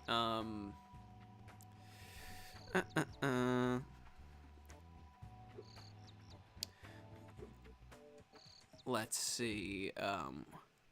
Ryan, so my big thing is tone-wise. The Batman and Joker could fit, and I think they should have been connected. I mean, I could totally see the argument for why the Matt Reeves stuff should be connected versus shouldn't be connected. And and it sucks because my real only hesitation for the Batman not being connected is the actor. Like, Robert Pattinson, I think is, like, I'm doing 3, then I'm out. Like, if Robert Pattinson, I knew, was down to clown, I'd be like, yep. Him and David Cornsweet, all day. All day. because I like the idea of having young Batman and young Superman coming up at the same time. I really like that idea. Especially, I feel like it would be refreshing, especially in the face of we just had older Batman and younger Superman coming, like, having to come to blows. Like, Batman's at the end of his career, and Superman's just starting his career. Like, you can't, not to say you can't, but that's definitely a way to do it that I wouldn't have necessarily picked. Philip, I would be ecstatic if Sony's Spider-Man Less Universe ended after Venom 3. Well, technically, the Spider-Man Less Universe also includes Spider-Verse. But I get what you're saying. I was just joking around to be pedantic for the sake of it. But, I mean, technically they might. Purely because it looks like Sony and Marvel are getting real buddy-buddy. And I wouldn't be totally shocked if Venom has some sort of tie to the TVA or like some actual MCU thing. Because then they gotta get all their movies out before Secret Wars comes out and resets the timeline at the end. Stories. How do you feel about Joker 2 being a jukebox musical? It's funny. I was talking to my friend about this, Story Studios, the other day, and I was like, let me back up. So, he was the one originally who was like, oh, did you hear Joker 2 is a musical? Like, a year and a half ago, whenever that news kind of first came out. And I was like, I think the story's being not misunderstood or misrepresented, but I was always kind of under the impression that it wasn't going to be a musical, but there were going to be scenes of, like, the Joker, like, going kind of crazy that would be musical moments. Close to the scene in Birds of Prey, where Harley Quinn is doing, like, the Marilyn Monroe send-up kind of thing. Like that. And those would be the musical segments. And I was, like, adamant about that for the entire time. Like, I just think it's going to be a movie that has, like, elements of a musical in it. And then the news came out, it's like, oh, it's going to be a jukebox musical. And I'm like, oh, totally got that wrong. I mean, I think Lady Gaga's a tremendous actor. She's a tremendous singer. So I don't want to say I'm not worried. I mean, I'm not worried. It's just not what I expected. But then again, like, the first Joker, I think they did a really, really good job on it. So I'm interested to see what it will look like when they're not, you know, making a soft reboot of Taxi Driver. Oh, let's see. Omega is saying, do you think they'll do a Beetlejuice 3 since Beetlejuice 2 is called Beetlejuice? I was literally thinking the same thing when the trailer came on in front of Ghostbusters the other week, where I was like, surely they're doing a third one. They're calling it Beetlejuice, right? Like, that's got to be the plan. Beardy is asking, we need Fantastic Four to hit. Oh my God. Oh, we were so close. We're like right at the 2-hour mark, and I was about to make the joke. It's been 2 hours, and nobody's brought a Fantastic Four. Oh man, we missed it by like a minute and a half. So, the Fantastic Four. They cast them, everyone. It finally happened. I still don't believe it. I don't. Because last I checked, Adam Driver was going to play Mr. Fantastic, and the kid from You was going to play Mr. Fantastic, and my cousin was going to play Mr. Fantastic, and his best friend was going to play Mr. Fantastic, and you were going to play Mr. Fantastic, and then Ryan Gosling was going to play Mr. Fantastic. But since Ryan Gosling is literally me, and by that I mean every man to ever live, literally me, like, we were all going to play Mr. Fantastic, and we were going to have a whole council of reeds. Like, I still don't believe it. It's over. I dig the cast. But, yeah, we do need Fantastic Four to hit. Jokes aside, we do. Because those are legitimately the only two MCU things I am excited for. Deadpool and Fantastic Four. Like, Avengers I'll always be excited for because it's Avengers, but, I mean, I'd be wildly more excited if they made, like, Spider-Man 4 or Amazing Spider-Man 3 at this point. But I also, okay, so, for Christmas, I got that MCU book that was written by the people, I think they work at Variety or Hollywood Reporter or something like that, actual, like, journalists. And the one thing that worries me about Fantastic Four is that the book specifically mentions that, like, I think there was the mandate to kind of force Fantastic Four out a little earlier than it was supposed to be. Like, Fantastic Four and Armor Wars are the two things that are name-checked in the book of, like, oh, they tried to push that out a little before they were ready. So, that's the one thing that's holding me back from going, oh my god, ladies and gentlemen, we got him. So, it's definitely, yeah, we needed to hit. But I mean, like I said, the cast looks good, and then the rumored people, like, I think I saw somewhere that they wanted, like, Javier Bardem to play Galactus, and it's like, oh yeah, of course. Like, that's a slam dunk. Especially after, you know, Lisan Al-Gaib in Dune. After he just, like, brought magic to the screen as Stilgar. Like, sure, yeah. So, yeah, we absolutely need Fantastic Four to hit. Buddy, do you think Venom will be in Spider-Man Beyond the Spider-Verse? I think everyone who has ever played Spider-Man will be in Spider-Man Beyond the Spider-Verse. Whether they do the Andrew Garfield footage thing that they did in the second movie, or if they're like Tom Holland, Tobey, Andrew, Topher Grace, Tom Hardy, Jared Leto, Dakota Johnson, everyone. You know, Madam Web, her web connects them all. Like, everyone's here. This is Smash Brothers Ultimate. Yeah, I think everyone's gonna be in Spider-Verse 3. I think, what's his name? I always forget his name. Who did the voice for the animated 90s Spider-Man will be there. Like, I truly think everyone will be there.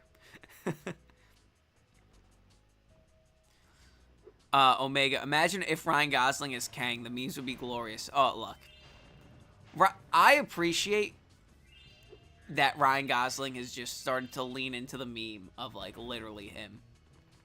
Like, I appreciate that that he's comfortable enough. He must have so much fun doing it that he's like, oh, yeah, I'm the meme. But I'm also, like, a world-class actor and singer and dancer.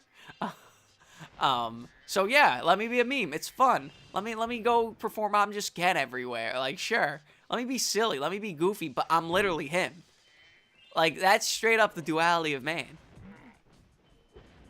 And it's beautiful to watch. Let's see.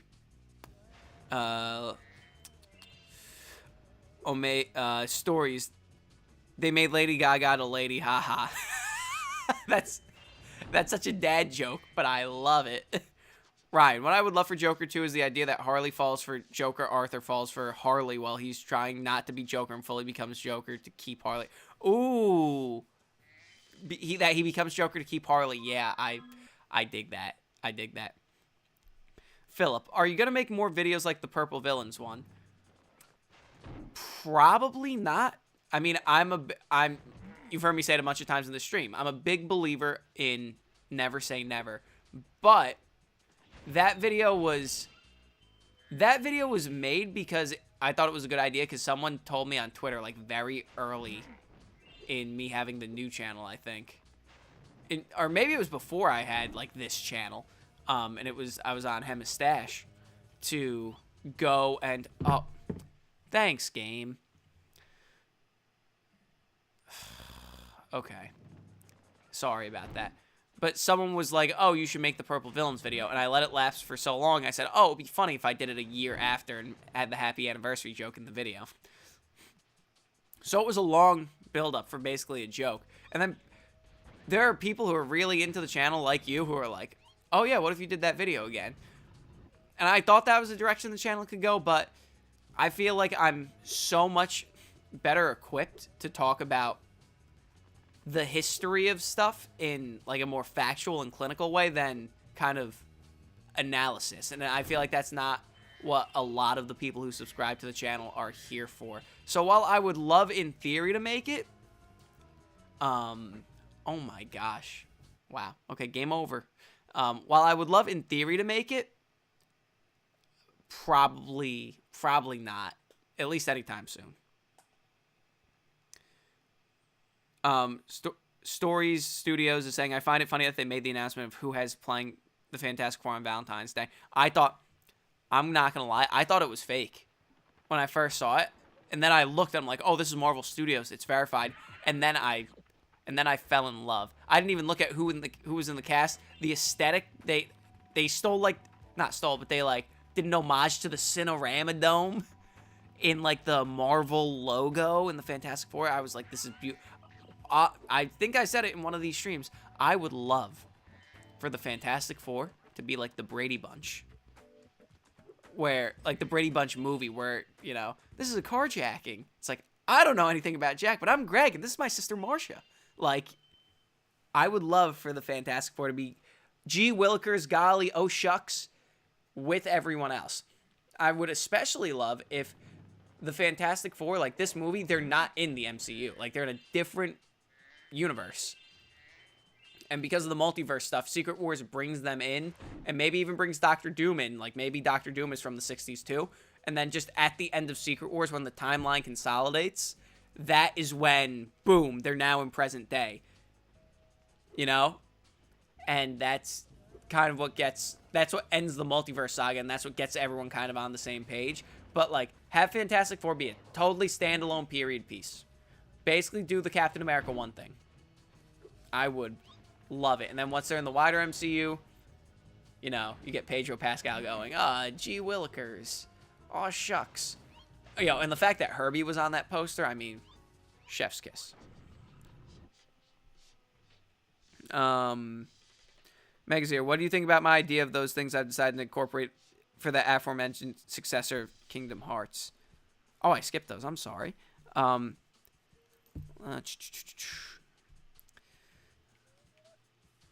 It will load influence me. Sorry. It would often have creative freedom. The idea of that would have 2 options for players to choose. Incorporate monsters from Monster Hunter as enemies and bosses. I'm a big Monster Hunter guy, so yeah, no, I dig this. Yoshi, I want Condiment King and Brave and the Bold. Oh man, Yoshi, what's gonna happen when they have the Condiment King v Kite Man, the duel? It will rival Duel of the Fates in terms of cinematic climactic battles. Batman versus Condiment King and Kite Man. It'll be peak cinema. Peak cinema. Let's see. Omega Studios. All right, I gotta go. Can't wait for the next King. Good episode. Have a good Easter. You too, Omega. If you're still here. Yeah. Beardy. I heard a rumor that Spot's gonna give Miles back shots from a credible scooper whose uncle is the producer for Beyond the Spider-Verse.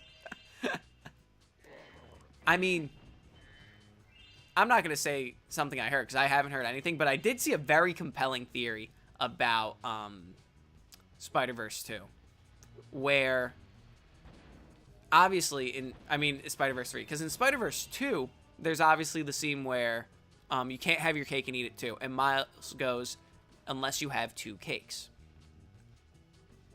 Now, what if, and I didn't come up with this theory, I wish I knew who did so I can credit them, because it's so good, and when I saw it, I was like, oh yeah, for sure.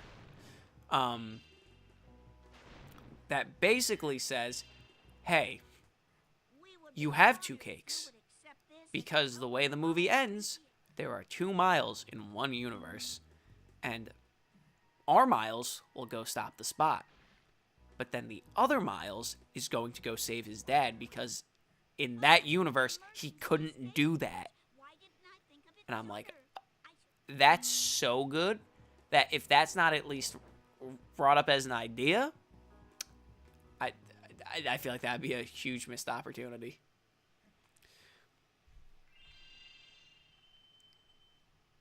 Ryan, just as he tells Harley, I love you, she says, I love you, Mr. J. Then he realizes she doesn't love him. She loves the Joker. Oh my gosh. Yeah. That's something that I feel like would definitely be in a Joker movie.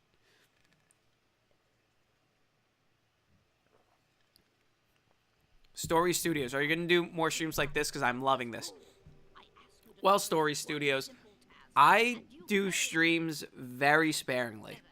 I think it's just like a fun bonus. I do them kind of late. Just whoever's there is there. They're fun. They're casual. I do like 4 or 5 a year. Because I feel like if we did any more than this, we'd just be talking about the same stuff over and over and over. And obviously, most of the time that I work on the channel, I would want to spend on videos. Because the videos, take a long time to make. So, yeah, I am going to do more streams. But it's going to be like I've been doing around holidays. So if I remember right, and this might not be the exact schedule, you get a stream sometime around Easter, a stream sometime around 4th of July, a stream. The one consistent date I've streamed for I think 3 years at this point is the Wednesday night before American Thanksgiving. I feel like that's very fun. Usually I have my Christmas lights up by then, so I literally sit in the dark just with the Christmas lights with the glow of all the streaming equipment, and that's a vibe and a half.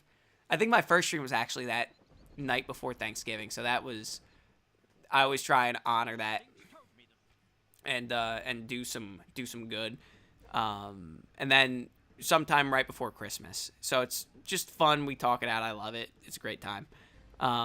So yeah. And it spaces it out enough that we have enough to talk about every time. And we could go for a few hours. As opposed to, like I said, if I jumped on here and we were doing 3-hour streams every week, every 2 weeks, we'd start talking about the most granular stuff. And, like, that's not... It would get to the point where it's not as entertaining.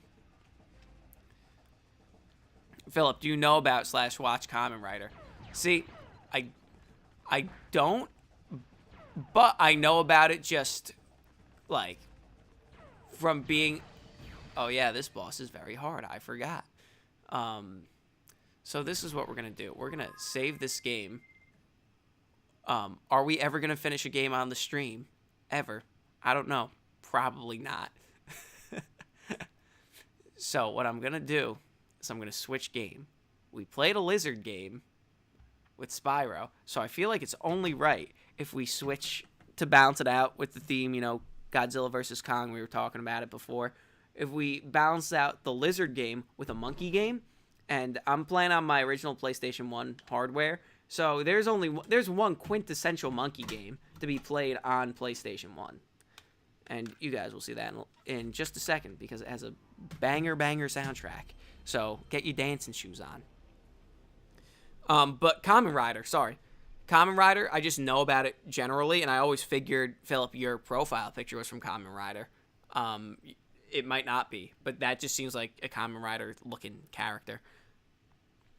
Stories, you're saying not, because I would never fight Condiment King if I was a superhero. I don't want stains on my suit.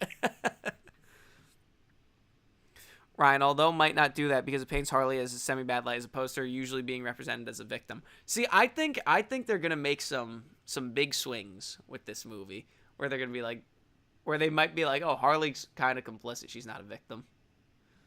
Oh, dang it! I skipped the intro. The theme song for the intro is a banger. What did I do? I'm not gonna reset the game though, because this title screen intro music also rips. All right. But yeah, like I was saying, it's going to be so interesting in the face of no superhero movies or light superhero movies or people kind of turning on superhero movies. To have just a world where we go back to movies that are kind of more, I don't want to say mid-budget, but like responsibly budgeted. Yep. Ape Escape. I always mispronounce your name and I am sorry. Derlink. No, I'm playing on my actual PlayStation 1. I'm playing on real hardware right now. I've never played on an emulator on stream. I play everything off of real hardware. To quote Willem Dafoe in Spider-Man, I'm something of a Ape Escape. I mean, I'm something of a game collector myself. Mostly I focus on 6th and 7th gen. So like PS2, PS3 era, but PS1 is like my ground zero. PS1's probably my favorite console. But for some reason I never collected for it. But, you know, we've been doing a lot of GameCube, a lot of Xbox stuff. So, I wanted to come back around and play some games from where it all began. I thought it would be nice and easy to play games and to casually talk to you since I know these games so well. But obviously with me just getting bodied in Spyro Year of the Dragon, might not be the case. Philip, my profile picture is Super Sentai. Okay. Super Sentai is Power Rangers in the United States, right? Ryan, I like the idea of this movie being an internal struggle with between Arthur and Joker. Okay. Yeah. Kind of like the Spider-Man 2 of Joker movies. Okay, Durink. I'm going to apologize in advance, Durink, because my memory's so shot that if you come into another stream in a few months from now and I ask again, I'm going to apologize in advance. But Durink, okay. And I feel bad because you've been here consistently. That's not the first time we've had this conversation. I know. I'm sorry about that, man. Or woman, or however you identify. Beardy, I love all sides of the MonsterVerse. I like Godzilla 2014 and Godzilla X Kong. Look, I agree with you.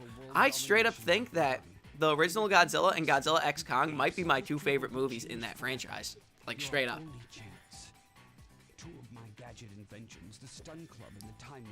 Stories is saying, I just find it really funny that in the 60s they were gonna make a Batman vs. Godzilla movie. Just imagine the Adam West Batman vs. Godzilla. That'd be like a fever dream.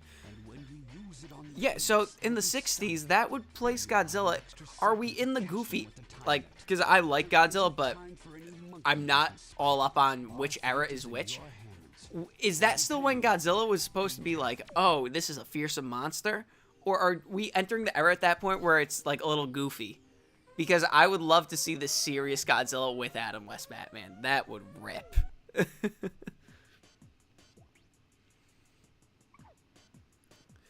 Durink, PS2 is my favorite console by far, but I do love Caveman years in PS1.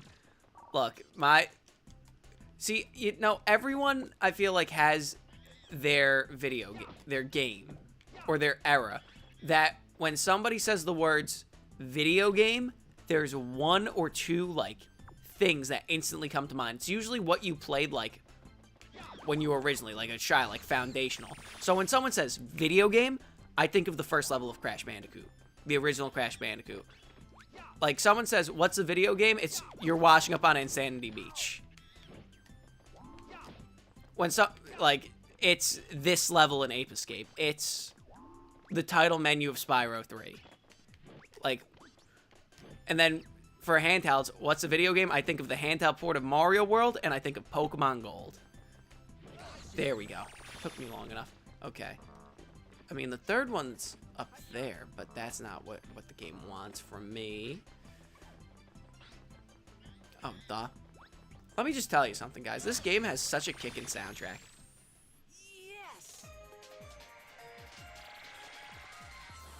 Okay.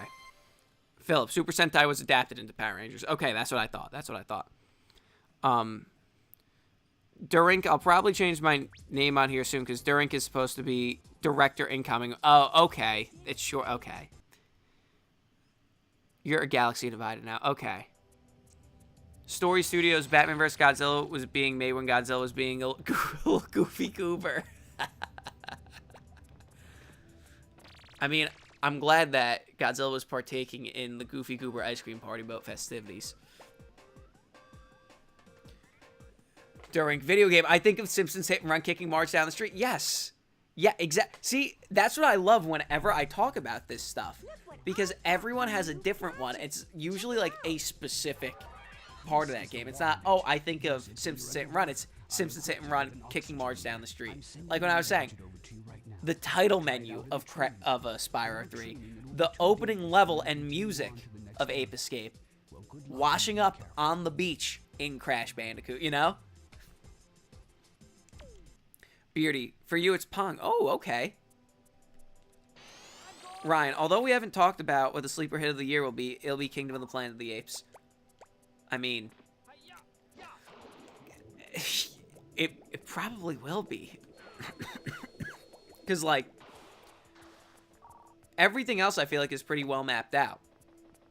I mean, the only other movie I could see being, like, a sleeper hit, in the sense of, like, yeah, it was a big franchise, but it's going to be, like, it's going to blow up, is the new Aliens.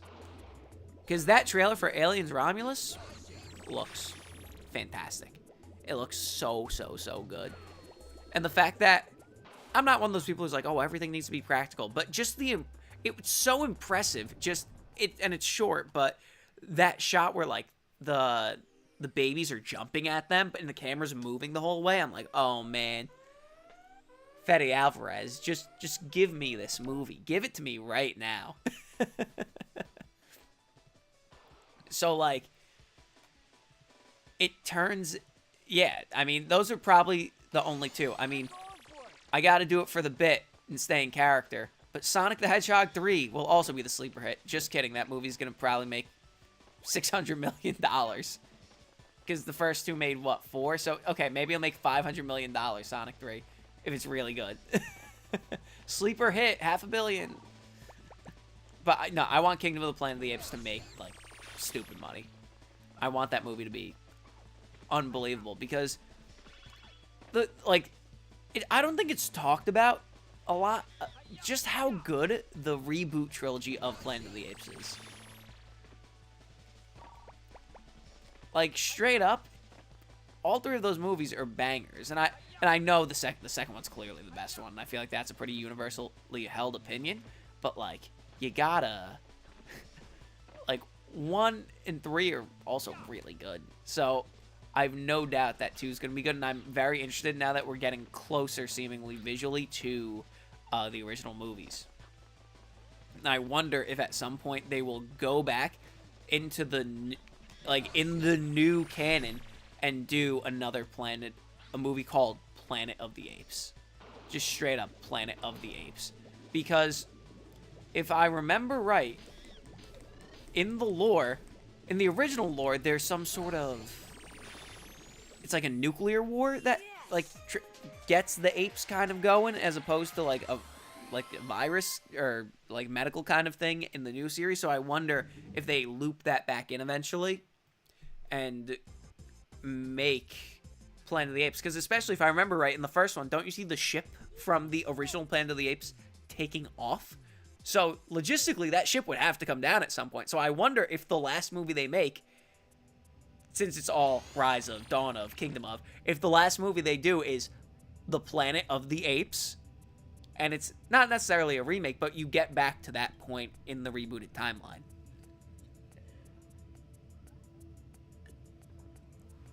Philip is asking, have you ever talked about Rebel Moon before?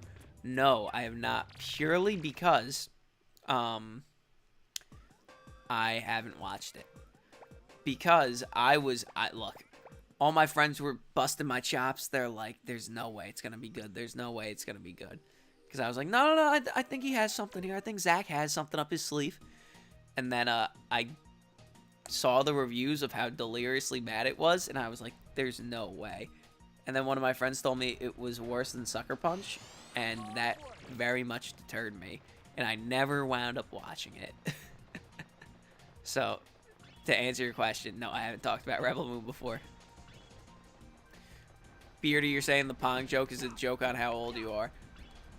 I mean, look, I'm probably a little young to have Crash Bandicoot be like what I think of when I think of a video game. Like I'm probably a generation back from that, because I was like 2 when I first played Crash. So I'm a little time displaced with like the games I know and like the games my friends were playing. So like you saying Pong, I was like, oh yeah. That I wasn't really thinking of your age, so that's so funny. I didn't even consider that.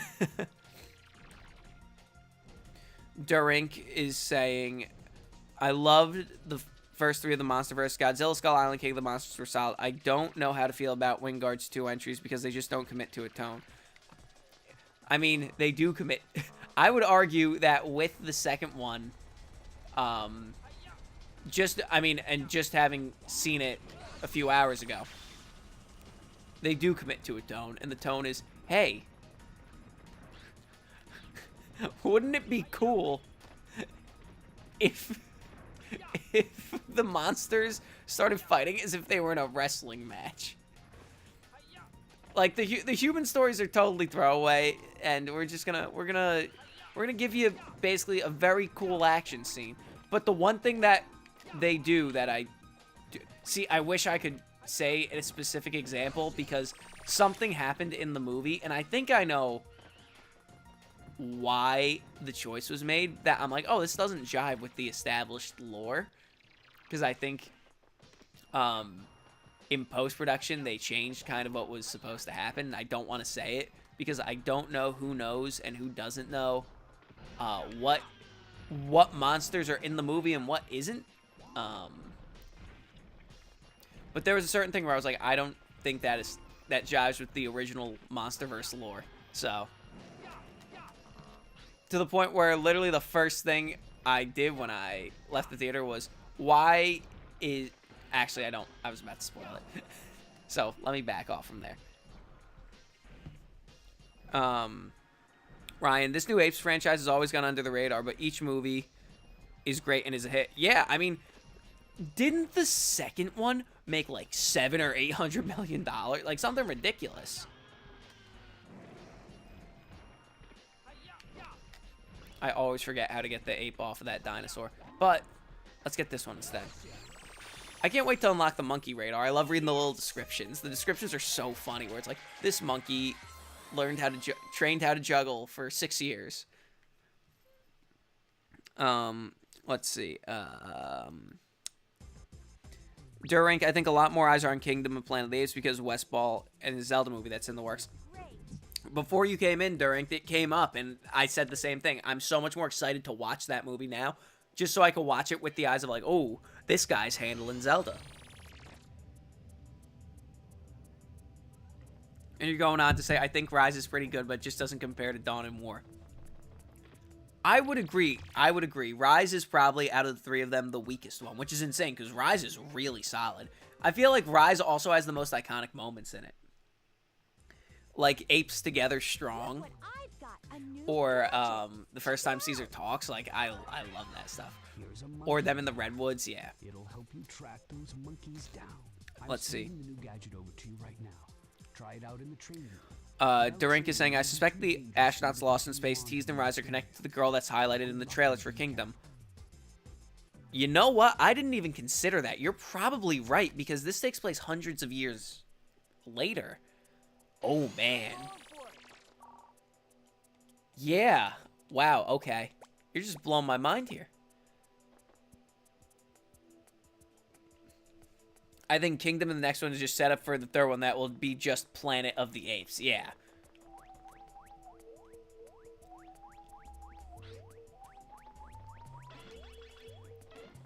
Oh, right. Yeah, no, that... Oh, I remember what I'm supposed to do here. Sorry, I'm half paying attention to this game. Yeah, no, I think that's very possible. Stories. When I heard the fourth Bad Boys movie was going to be called Bad Boys Ride or Die, I think, dang, they just wasted the time for the third movie that was called Bad Boys for Life. Yep. I mean, there's just no way that they thought they were getting a fourth movie. Because you have to imagine. You have to imagine that in the halls of... Who makes the Bad Boys movies? Sony? Pardon me, I'm hacking up a lung here. You gotta imagine that in the halls of Bad Boys Incorporated, whatever studio is making that there was at least a discussion of, hey, if we make another one, Bad Boys for Life would be a banger title. But I don't think they expected Bad Boys for life to be the highest grossing movie the year it came out. Like, I mean, obviously COVID, so asterisk, but that movie made bank. That movie made a lot of money. So, yeah. I mean, they could have called it the easy way and went Bad Boys Forever, where it's 4 EVER, but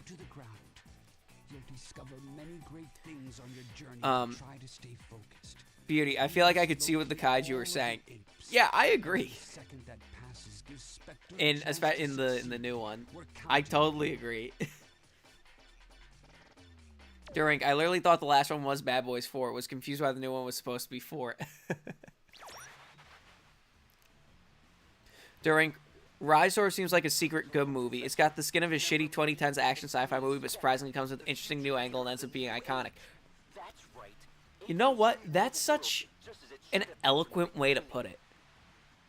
That's so succinctly said. Because, like, a shitty 2010s action sci-fi movie. Yeah, that's exactly what it looks like. Especially it's like, oh, James Franco is in it. You're like, oh, okay. It is what it is. And then it winds up being a banger. The way I see it, the Rise and Dawn and War are now the Kingdom, so it'll be just in time to see the original, but more from the Apes POV. I'd be totally in for that. And I really like how these newer movies are kind of going in that direction more, that it's more and more ape-centric. Yeah, and it's so funny because I think I might have said the last stream, like, during Christmas, where I'm like, damn, we have the age of lizards, like the age of Godzilla. We have, you know, King Kong versus Godzilla. I mean, we have Godzilla -1. We have King Kong versus Godzilla. Then the baton is handed, and we're officially now in the age of monkeys between Godzilla versus Kong, between the Monkey Man, between Planet of the Apes. Us monkey fans are eating good. The monkey fans and the lizard fans are in beautiful alliance right now. We're in harmony. Phil, thoughts on Marvel Rivals? See, I'm not into hero shooters, so I'm not gonna play it. But I thought it looked fine. I do think it was funny, though, that right around the time everything was going down with Overwatch 2, they're like, here's Marvel Rivals. I think it's kind of a waste or a shame that they're spending their resources on this now, but I mean, not that it was like a studio that I was super ride or die for, but if someone likes it, sure, it'll be cool. Stories, I don't understand when people getting mad when Godzilla was pink in Godzilla X Kong like he wasn't pink before Godzilla 2000. Yeah, look. Oh no, Godzilla's turning different colors. This is a movie about a giant atomic lizard. Do whatever you want. Do what makes you happy. Like, in this movie, they introduce, like, in the trailers, you see, Scar King, like the lanky Kong looking King Kong. But they also introduce, like, another Godzilla-style, like, Titan. And people are like, oh, I wish it was Anguirus. I wish it was... And not to... Let me back up. Not to say that people were saying it. I should have said... There's the instinct, like... Because there was a split second where I thought it. Where I was like, oh, it should have been Anguirus. It should have been... Like, it should have been XYZ, you know, monster. But...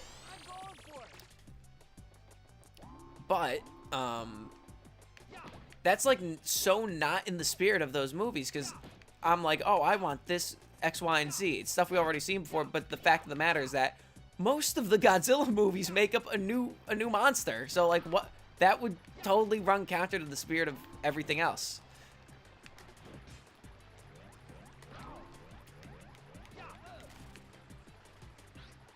Now, what was I saying? Man, come on. Come on.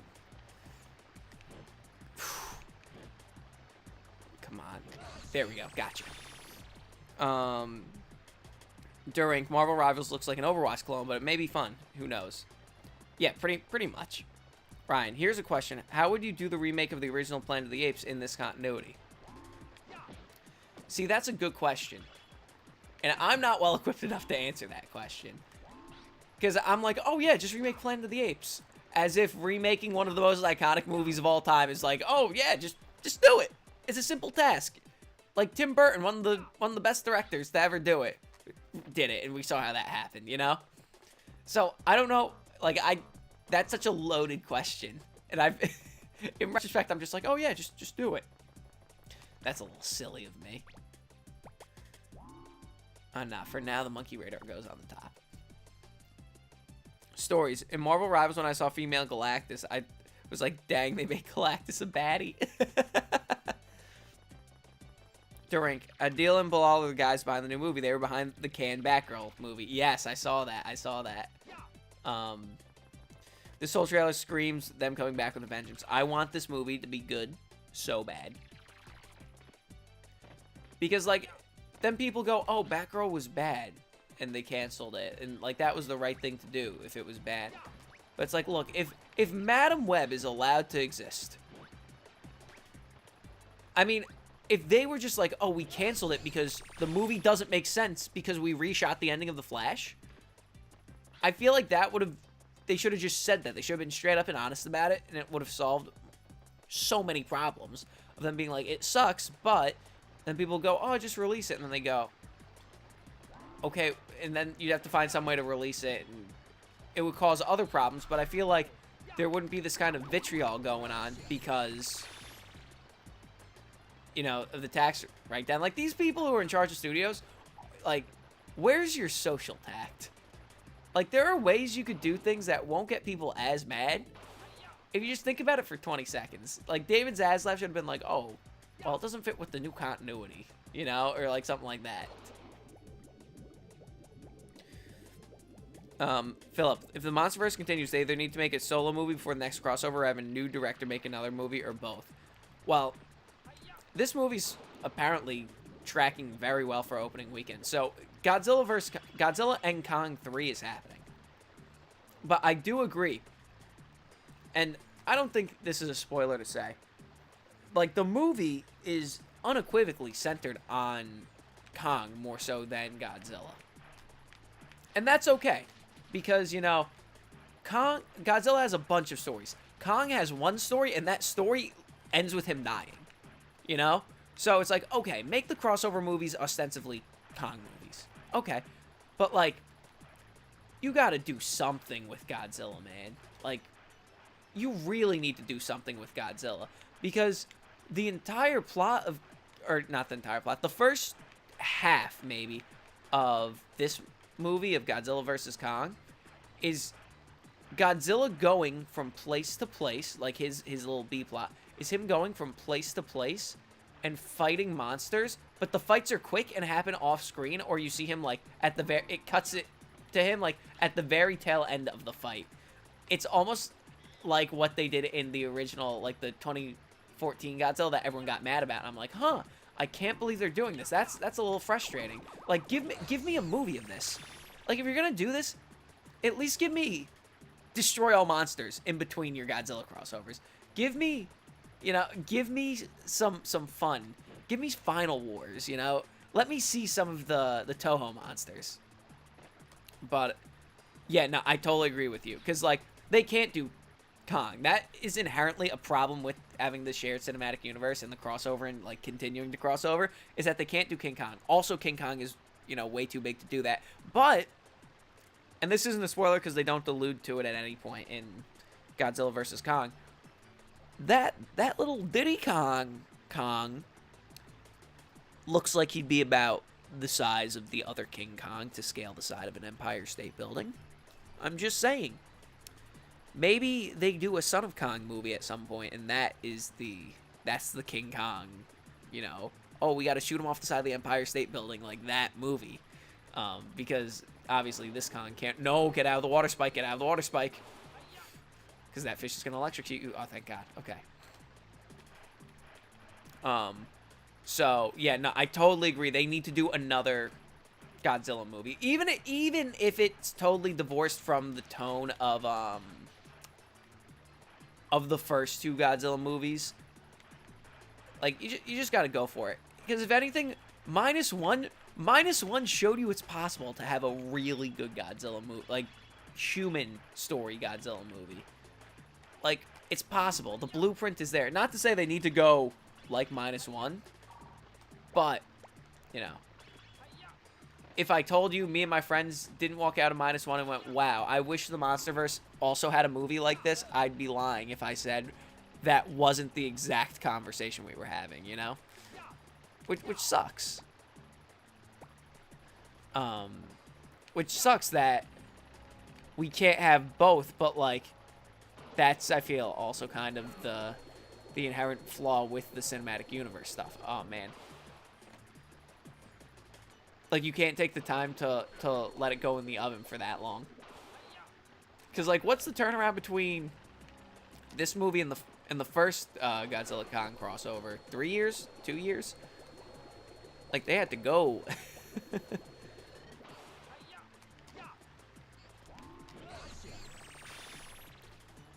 Oh, let's see. The original Planet of the Apes. Okay. I went on for a long time, so let me just catch up with the chat real quick. Let's see. Beardy, I miss my pal Anguirus. Look, when me and my buddy would play Godzilla Destroy All Monsters on the GameCube when we were little, like, his dad would play sometimes, and his dad would always play as Anguirus, but his dad, like, was just playing, like, so he could, like, spend time with his son. Like, we'd be, like, messing around, and he'd call Anguirus because he sucked at the game. He'd be like, Anguirus, the village idiot. So, colloquially, me and my friends call Anguirus the village idiot, but we have a lot of love for our little boy.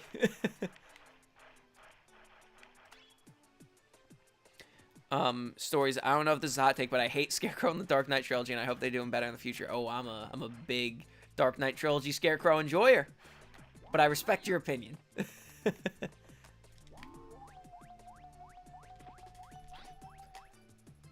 Existential philosopher. See, these write-ups are so good. Alright. So, the original Planet of the Apes has a lot of stuff in the original book that hasn't been adapted. The original story was very political, focused on that as well. Wait. I'm gonna sound like an idiot. Planet of the Apes was a book? Really? I had no idea. That's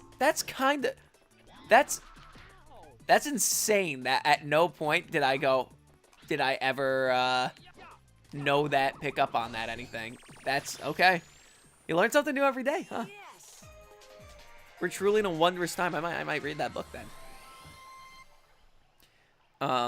Beardy, there was a monster in Godzilla X Kong that totally should have been Manda. I think I know exactly who you're talking about, and I don't hear it, like, I wouldn't have thought of that, but hearing you say that, I don't disagree. I really don't.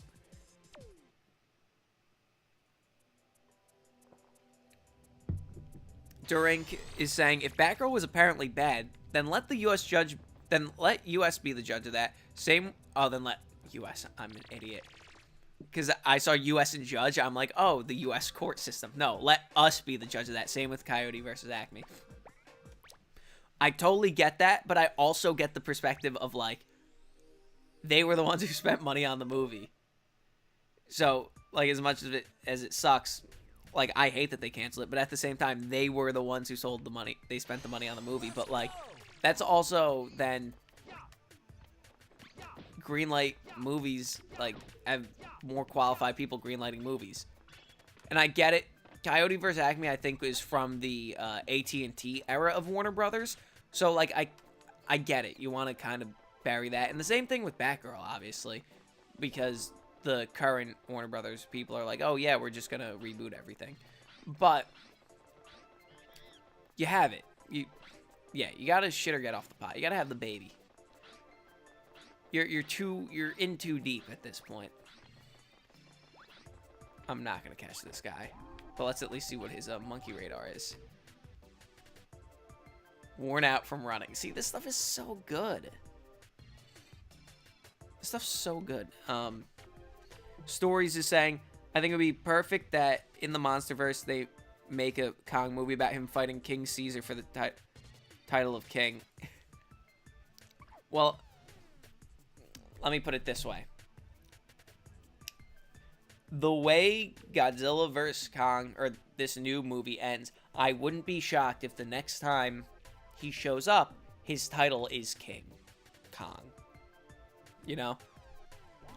And when you see the movie, you will go, oh, yeah, I understand why.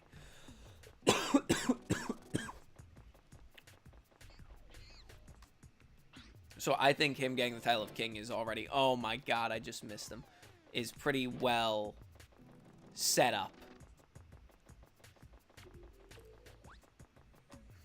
Let's see. I hate that Godzilla X Kong barely had an actual team up. It was just the same arc as the last movie. They spent the movie bitter and separated and come together to face off against the bigger threat. Well, I mean, see, Godzilla X Kong, at least they didn't say it was Godzilla versus King Kong 2. At least this one, they were like, oh, it's Godzilla and Kong.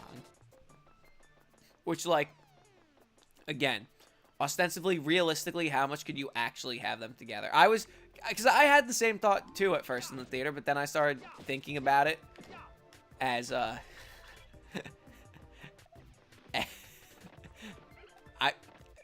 as I watched Kong pick up one of the other monsters and start slapping a third monster with his body.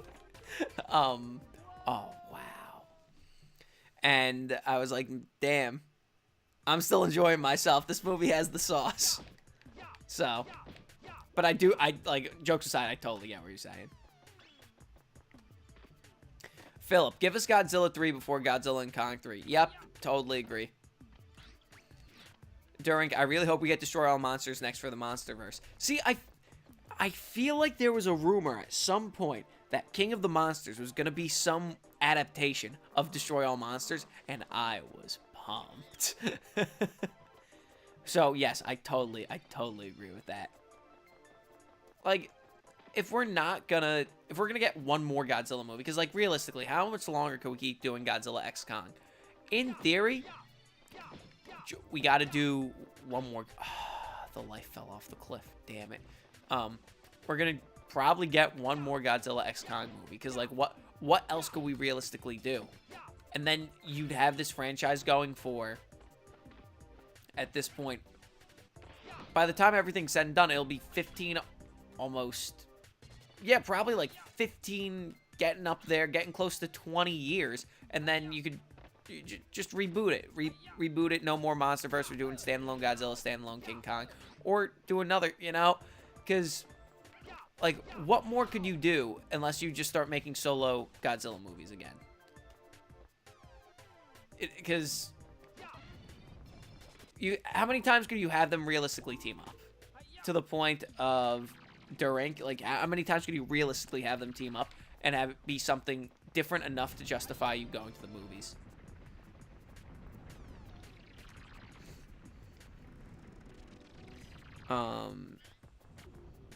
Or equivalent, yeah. So, just a follow-up. Destroy All Monsters or the equivalent for this universe. Exactly. Season 2 of Monarch should take place after King of the Monsters, so we can see the direct aftermath of that film and see the Titans introduced there. I'd be interested in that. I haven't seen all of Monarch, but it's so wild that show is, like, genuinely good. Then Godzilla X Kong is like, you like fast food? Here's a fast food entire meal as a film.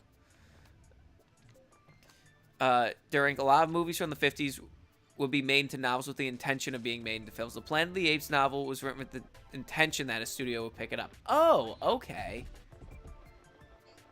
Okay, that's fascinating.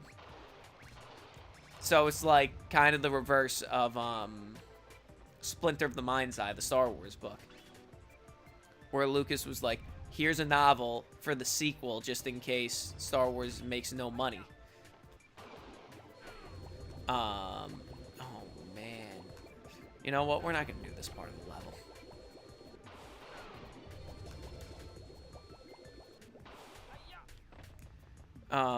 Where were we? Stories. I was shocked when in Injustice 2 they got Freddy Krueger to voice Scarecrow in the game. It was perfect casting. And wait, did I Oh, I'm stuck behind here. Cool. During Kong meeting Zuko, then swinging him around like a rag doll to whack the shit out of the other apes. Well, I mean, I was trying to be vague about it, but yeah. Also, I didn't know his name was Zuko. Okay, that's good to know, because I've been calling him Diddy Kong the entire time. But yeah, when that happened, that was the first time I legitimately laughed out loud during the movie, and I laughed out loud multiple other times. It was all during fight scenes from pure joy, pure ecstasy. Beardy, if there was a Godzilla movie that gives us the return of King Ghidorah, and it's like Godzilla X Kong in tone, it'll be my favorite Godzilla film ever. I want Anguirus Gigan, Kaiser Ghidorah, Hedorah, go crazy. I mean, look, it's gonna suck when this happens. And it's weird for me saying that it will suck when this happens because Mecha King Ghidorah is my favorite Godzilla monster of all time. But when the villain of the inevitable third Kong versus Godzilla movie is just Mecha King Ghidorah, I'm gonna be like, wow. This is what we all built up to, huh? This is it. It's really come to this. Wait, what the... Where the hell am I supposed to... Oh, let me use the monkey radar. No, huh? I'm really lost right now. Okay, anyway. Philip is saying, I don't want the MonsterVerse to end because that would mean no more American Godzilla movies, but it has to end at some point. Exactly. Because the only way it goes on, in my mind, is they do one more Godzilla versus Kong. They do a King Kong movie, but like Kong dies or goes to Hollow Earth, and then they just make Godzilla movies. Unless they start making Kong movies that are actually like... And I guess, actually, now that I'm talking this through, I mean, technically there's nothing stopping them from making, like, just weird Hollow Earth Kong with his axe underground movies. But then at the same time, that's literally just Godzilla X Kong and Godzilla vs. Kong again. So, like, how do you do that any differently?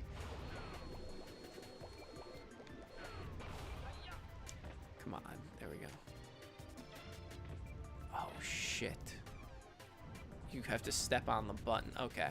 Okay. So, we are going to go back here and leave. Alright. Oh, I went the wrong way. Okay. Oh, what's this?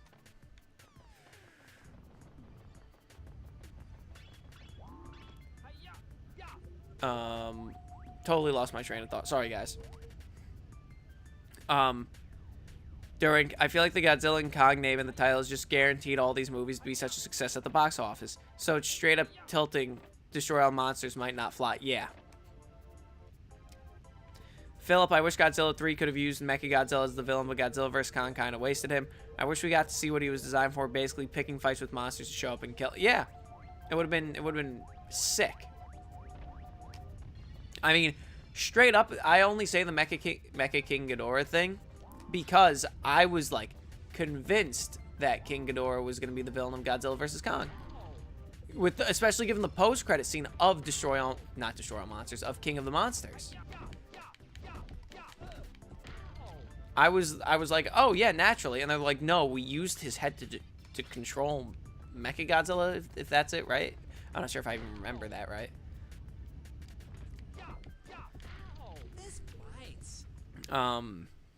Philip, I wish Godzilla 3... oh, read that already. Stories, how do you feel about the Minecraft movie with Jack Black? I'm interested that it's actually happening. More than anything. Because they've been trying to get Minecraft off the ground for years. For years. And then for them to just go and say, hey, we're actually doing it. There's so many movies that you're like, oh, these will never actually get made. And then, like, these are movies that were announced because some executive thought it was a good idea when it's clearly not a good idea. But, yeah. Oh, wait, I'm supposed to go in here. This is the part of the level I was looking for. And Minecraft was one of those movies. I was like dead set. I'm like, this Minecraft movie's never coming out. And then once they're like, oh, Jack Black's in it, and Jason Momoa is in it too, right? So, I mean, it will definitely be interesting. I mean, especially given like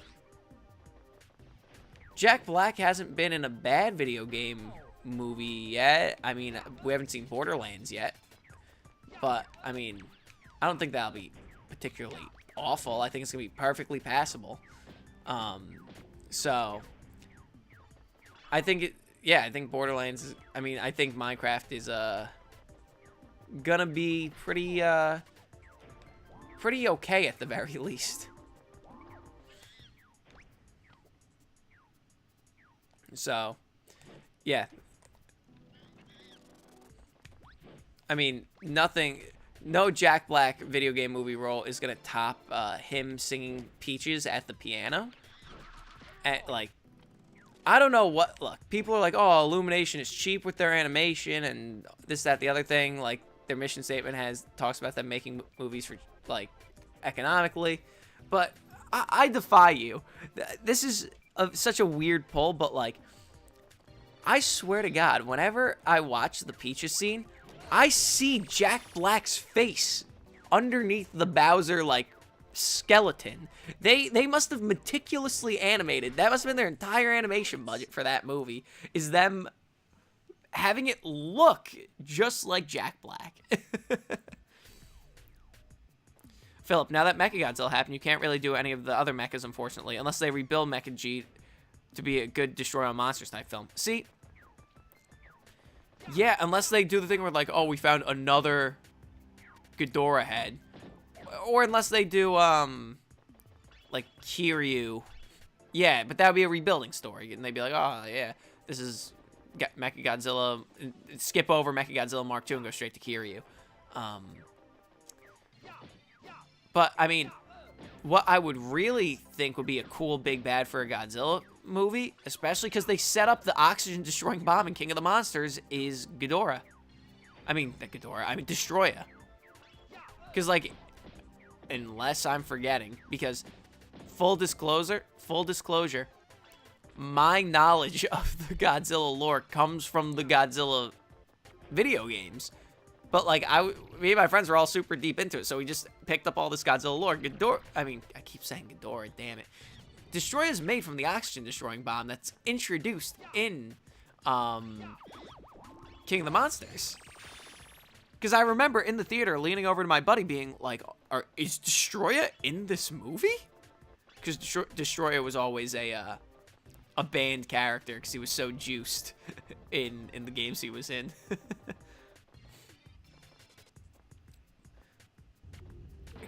But like, I wouldn't be mad if they did the mechas again, because I'm something of a mecha enjoyer myself. Like the mecha characters, not like mecha anime or anything like that. Not that I wouldn't be, I'm just not an anime guy.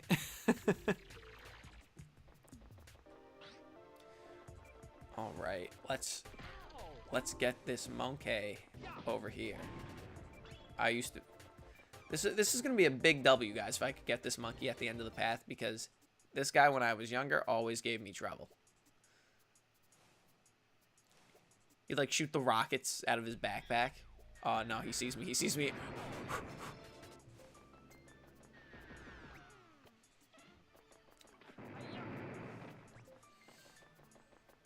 I'd play like red light, green light with him if I remember right. So if I get on the ground,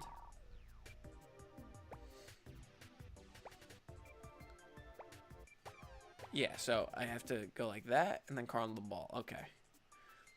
So this is a little monkey gear solid right now. We're gonna sneak up on this boy. Red light, green light, green light. Oh. Nope, he has no idea I'm here. Oh, I guess he knows I'm here. I'll come back with the hula hoop. The hula hoop will save me.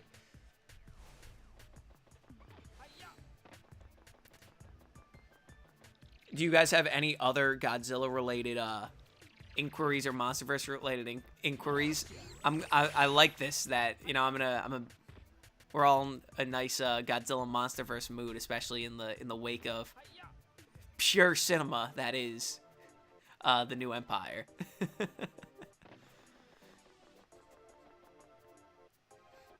Because, like, Godzilla is a franchise that I really dig, and I always forget how much I dig it until I watch one of the movies, and I'm like, oh, damn, yeah, nah, this rocks. Is there only, I'm missing 2 monkeys. There's one up here? Yeah, I'll get the one up here then. Let's see, L2. Godzilla Jr., yes. I mean, maybe, like, it's gonna sound like I'm joking and sound like I'm being facetious, but straight up, that might be the future of the Godzilla versus Kong kind of franchise. Godzilla Jr. Godzilla Jr. and Suko, Diddy Kong, them teaming up and going on adventures. So, I mean, unless, like I said, that baby Kong is, just gets whacked. The stories you're saying, Godzilla King of the Monsters director said that Biollante was almost in it. Oh my god. If you want to talk about a banger Godzilla creature, let's talk about Biollante. Nope. You're not gonna get me, monkey. Nope. Nope. You're not gonna get me. Nope. Okay. Let's see. I feel the next evolution of the Monsterverse would be they have to have some characters like Hedorah, Biollante, man-made monsters, though it's clear they're looking to distance themselves further from the humans. Yeah. See, it's such... I feel weird saying it's a slippery slope, but it's a very interesting position they find themselves in. That they've seemingly just given up on all the human stories, or at least in the sense of, like, unless it's Monarch, like the show Monarch. Oh, I had him. And if this is a game over, we're switching games, guys. Oh, it's not a game over. Okay, cool. Oh, I have 2 lives left. Sick. There we go. Philip, wasn't a fan of Pink Godzilla at first, but I think the design is very nice. See, it's so funny because it's such a minor part of the movie. Godzilla and Monsterverse lore is always so fun to explore, man. Yeah, I mean, it must be so much fun to, like, work on, not even just a movie, just, like, a story involving those characters, because it's like, hey, we're just going to give you crazy characters. All you really need to do for people to be satisfied is for them to throw down. Like, imagine it's like 2004, I think the year would be. Imagine it's 2004, you're watching Final Wars, and it's like, oh yeah, everyone's here, including, like, Roland Emmerich Godzilla, and Godzilla's gonna throw him through the opera house. It's like, okay. I mean, I don't really care about the rest of the story and, like, the aliens and shit, but, like, okay, this rocks. Biollante was one of my favorites when I first started getting into Godzilla as a kid. So, I actually have a funny story about Biollante specifically. When I was in college, you know, I'm not sure how many colleges do this, but when you're a freshman, they'll make you take, like, an elective course. Like, it's a freshman first-year seminar course. But where I went, it was, like, an elective. So, like, you could be in, like, the first-year seminar for cooking. You could be in the first-year seminar for the history of sewing. I was in a music class. So our final was a presentation. And I forget what I did for my presentation. I think I might have done it on, like, something about leitmotifs. I forget what it was. But somebody also did a project on leitmotifs. This kid did a presentation. The presentations were supposed to be 10 minutes. He did a 40-minute presentation about the musicality and leitmotifs in which, I forget which Godzilla movie it is. It's the one where Biollante's introduced, though. And the professor was like, halfway through was like, you need to stop. You need to stop. And everyone in the class was, like, totally going along with it. We're like, what? What are you gonna do, fail him? This is so powerful. Everyone was just gooning around. That was a... So whenever anyone talks about Biollante, that's instantly what I think of. No, I had him. We're going to get this is going to be, we're going to overcome this tonight. We're going to get this guy.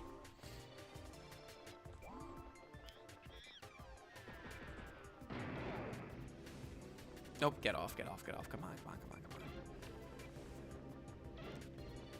Oh, no. Guys, you saw that? Oh, man. The crawling in this game isn't working. Time to go for it. Okay, I guess we might need to go back to the crawling, guys. Or I might get him from the ceiling. But anyway, I totally derailed the flow of conversation. I heard we almost got a Godzilla vs. Gamera movie, but it got canned because Godzilla was not going to win. Oh, huh. That's interesting. Philip, I would love Destroyer in the Monsterverse, but I think I'd want to see an original kaiju be the final boss that fits the Monsterverse better, like how Destroyer fit the original movie's lore. Yeah, that's fair. I get that. That's actually a very good point that I didn't consider. During, I'm probably in a ballpark where I'm here for the monsters more than fighting. Of course, fighting is cool, but the scene of Kong just munching on the snake with Tsuko was cool to me. Yeah, I mean, when I say fighting, I mean like the whole, hey, these are just cool characters to watch them do things, you know? Like, because it's like watching, in a weird way, like when you're watching like a nature documentary, it's like, this is how the cheetah injured, like, this is how the lion grazes on the antelope when it's in danger, and you're like, holy shit, that tiger's booking it right now, you know? This bites.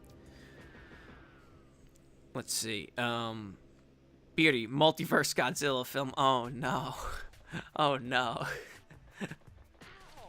Godzilla Final War.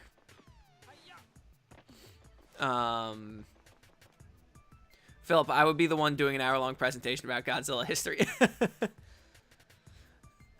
Before I forget, do you have a Discord, Hemmas? No, I don't. I don't have any kind of server. Yeah. Maybe at some point in the future, but at this point, nah. Stories are saying, I heard that in the 1990s we almost had a Godzilla movie called Godzilla vs. Ghost Godzilla about the 1954 Godzilla fighting the 90s Godzilla, but it got canned for Godzilla vs. Destroyer. Oh my god. Ghost Godzilla. Kind of awesome.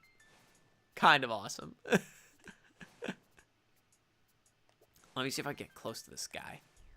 Because he's also standing right by the button. It's going to mess everything up. Yeah.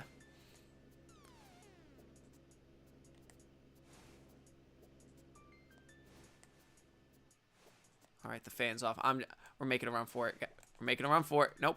Get up, Spike. Nope. Why am I so bad at this game? No.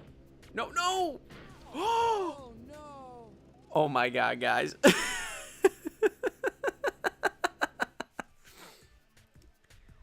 You know what? I think I'm just going back to the time station. I think I'm admitting defeat because we're probably going to wrap the stream soon. So, I think a video about all the canceled projects from the Amazing Spider-Man movies, like the one you did on the Dark Universe, would be very cool, especially since we have the emails detailing everything. You know what, Philip? It's funny you say that because, like I said, I never like to promise videos. That's a video that I've kicked around doing for a little bit, actually. Like, to the point where I have a Google Doc with, like, all the links to all the pertinent emails. Like, there's been some work put in on that video. I'm not sure if it would ever materialize because, in theory, we know there are scripts out there for Amazing 3, and I think Amazing 4, and Sinister 6, and Venom Carnage. So, I wouldn't be super crazy about doubling up. But, at the same time, that thought has, like I said, work has been done on a video that's basically exactly what you described. But, like I said, I keep going back and forth about it. So it's the same sort of logic for Planet of the Apes movie to me. You go to those movies to become an ape. I feel like the MonsterVerse should follow some sort of feel. Yeah, that's fair. That's fair. Alright, so anyone remember that American Dad tearjerker movie parody? I just realized that that thing literally hits all the Oscar requirements. Stories. In Godzilla vs. Ghost Godzilla, 54 would have taken the body of Godzilla Jr. to fight 90s Godzilla. That's insane. During, damn, Colossal L. During, my friend in the movie leaking space actually has Avi Arad and Amy Pascal's phone number. Well, tell Avi Arad he can come on an episode of Canned Goods and tell me all about how great Venom is. And, if he gives me the Venom card and script in the Sinister Six script. You know what? I think Ape Escape's done for the night. As a little chaser, let's see what games I have here. Ooh. I know what we're gonna play. Actually, you know what? Before I shut this off, let me save. Because maybe we could come back and one day I could get the ape with the backpack. I forgot that this level, which I'm not a fan of, is so early.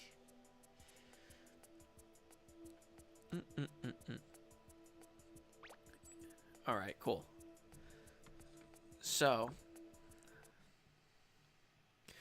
see, okay, stories. The Amazing Spider-Man vs. Spider-Man thing. I keep seeing that, but I can't find it ever in the inside of the Sony emails. I always see the same leaked image about it, but I can never find that inside the actual emails, the Toby versus Andrew movie. So I'm not sure if, I want to say I'm not sure if that's real, but, like, if I can't get to the source of it, I have a very hard time believing it. But at the same time, some of the things I've seen, some of the things I've read, and some of, hopefully, the videos I'll make for you guys, like, I read a script the other day that is for a franchise that if I said, you guys would go, wait, what? That quite literally, if I make the video on this, you guys are going to be like, this is the most insane possible take that could ever be made for this. How did a script like this for this franchise exist? So, like, that idea is totally plausible to me that they're like, yeah, we'll do that. We'll do Toby versus Andrew. But yeah. Beardy, aside from Shimu, I feel all the original kaiju in the MonsterVerse are lackluster. Yeah, I mean, the Mutos, I feel like, are decent stand-ins. The Mutos are decent stand-ins. What was it? Oh, the Skull Crawlers. The Skull Crawlers are also decent. They're not great. King of the Monsters. That. Yeah, no, I tend to agree with you. Like, Shimu is the only one that I'm like, oh, okay. Also, there was apparently going to be another kaiju in the movie that's like in trailers, or that I kept seeing screenshots of and like toys were made of, that wasn't in the movie, and I'm confused why. But I think as I'm talking through it, like, where that character would have been in the movie and what they did to get rid of that character, just to, you know, be as vague as possible about it. Let's see. Alright, honeydew. So with live action Wanda coming down, how long until The Incredibles gets the live action treatment? With which actress could be Elastic Girl? Well, I mean, the movie comes out in 2025. It's called The Fantastic Four. Her name is Vanessa Kirby. Or, I mean, her name's Pedro Pascal. If we're going by powers. Stories, gotta go by Hemmas. Oh, Stories, take care. Alright, same, I heard about it, but details are super rare, yet it was mentioned everywhere. It's Batfleck levels of obscurity. Yeah, exactly. Exactly. Durink, oh, hell yeah, Crash 3 is the best. You got taste. Look, Crash 3 is my favorite game of all time. It was recently, actually, technically second, it was recently usurped by the Crash Team Racing remake, Nitro Fueled. But this is like, this game is everything to me. This game is absolutely everything to me. I love Warped. Like, and it's not even close. Especially the levels where you're riding the tiger on the Great Wall of China. Whew. Beardy, just tell me what the monster is. See, I don't. It's not it's like an original monster. The name is online. I genuinely don't remember what it is. Oh my god. If you look it up, you could definitely find it. Like if you just look up Godzilla X Kong Cup monster, and you're gonna go, oh yeah, this is what they did to replace. Like you're gonna know the exact thing that it got replaced with the second you see it, because it brought up like with the thing it got replaced with, it brought lore questions for the universe so far to me that I didn't understand. During Pedro got the Elastic Girl Peach. During Hit and Run, maybe my favorite of all time. Look, Hit and Run is an excellent choice. Hit and Run is an absolutely excellent choice.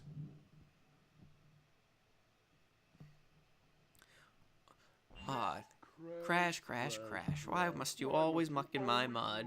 Ooh, look, I have a mask helping me too. We'll find out which one's more powerful soon enough. Okay, Cortex. Sorry. Indulge me. Alright, I wanted to enjoy, but I've been spoiled by -1 and Shin Godzilla. Your American Godzilla just feels wrong. I mean, look. -1 is just that good. And I totally understand if that ruins American Godzilla for people. Because, like, -1 really was something else. Oh, I don't have the double jump yet. Duh. Yes. Yes, that's what it was, Philip. Phosphor, I think it is. That name looks right.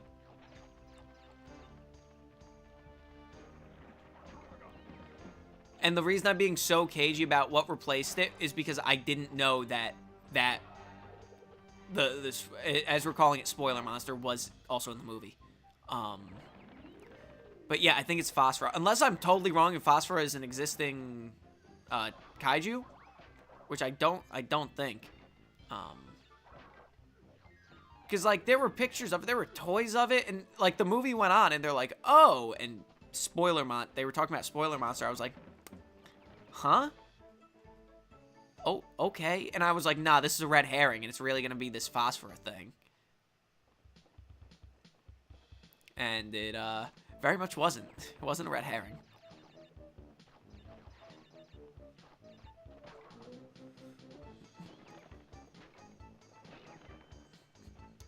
So yeah. Thank you, Philip, for looking that up though, the name, because it was gonna bother me. It was really gonna bother me. And like that Phosphor monster had a really interesting looking design. Like I feel like the design was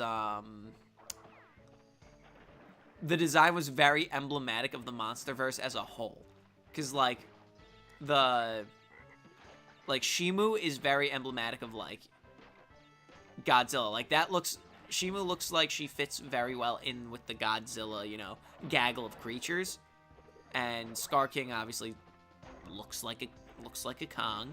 So, having something that looked, like, unique to the MonsterVerse, that in a way that also looked like, oh, this has a little character and it doesn't look like a generic, hey, we need to beat this monster up kind of monster, like a Muto or a Skullcrawler. I was like, huh, alright, this might have the juice.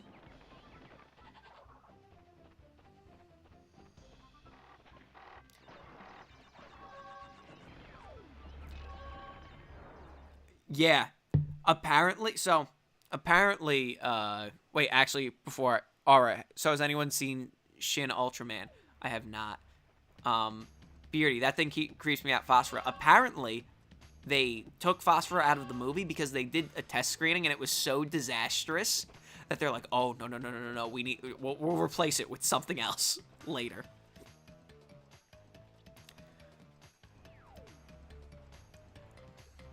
Alright, but then again, I saw Bob's Burger in the movie theater. I remember the teaser and thinking the orangutan was a Zilla Kong hybrid. I mean, look, the way we're going. I mean, maybe Godzilla vs. Kong 3, that's the thing they're fighting. A Godzilla vs. Kong hybrid. Because, correct me if I'm wrong, is there some sort of comic book where there's a precedent for that? That seems like it.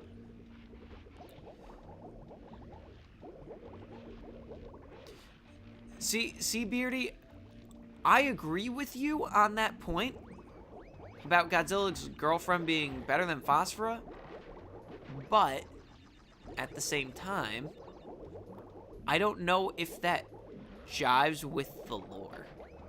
It might be something I'm not understanding, but I don't know if that jives with the lore of the MonsterVerse as it's set up, like the way King of the Monsters ends. That's all I'll say.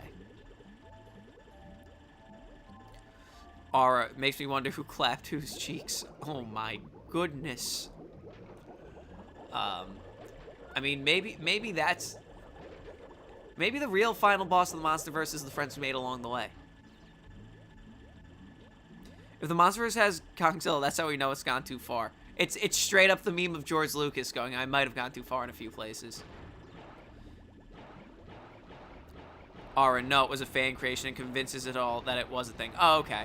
Aura, you must be thinking of the same exact piece of art I saw, because I was like, that's right on the borderline and I can't tell. Durank, it feels like Godzilla X Kong script was way longer, more in-depth, and was cut down. Feels like Scar King and Shima would have more to do. Godzilla, I also feel, had to have more that was cut. See, that's the whole thing. The same thing happened with the actual Godzilla vs. Kong. Like, Lance Reddick is credited, and he shows up, like, you don't even see his face in that movie. They got a bunch of Monarch stuff from it. Like, a bunch of connective tissue universe stuff. Which, look, it made that first movie really lean, but I wouldn't doubt if they also did the same thing for this, where they cut a ton of stuff.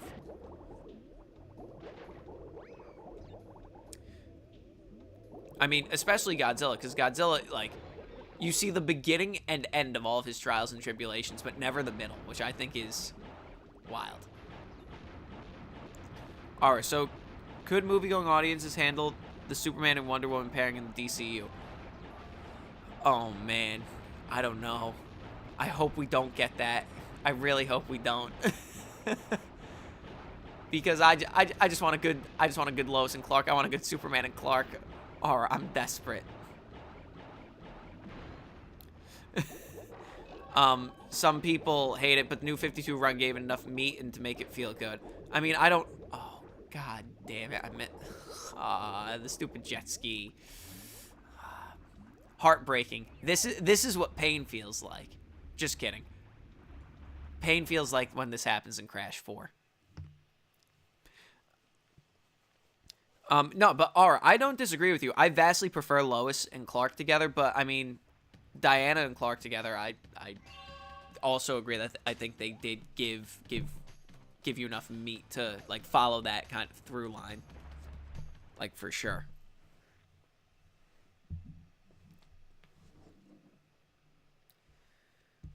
During Lance Reddick had 5 seconds of screen time in Godzilla X Kong. Skarsgård character had way more backstory going to Hollow Earth and dealing with his backstory. Yeah.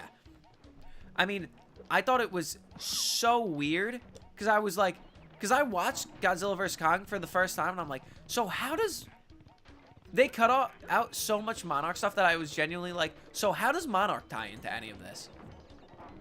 Not realizing that like, oh, the people going to Hollow Earth are Monarch and like just how any of that tied together like wasn't clicking with me. I'm like, oh, that's so weird. They removed Monarch from the MonsterVerse. And then I watched it like the next night because I saw, oh nope, missed the box. Missed the box. Fall in the hole.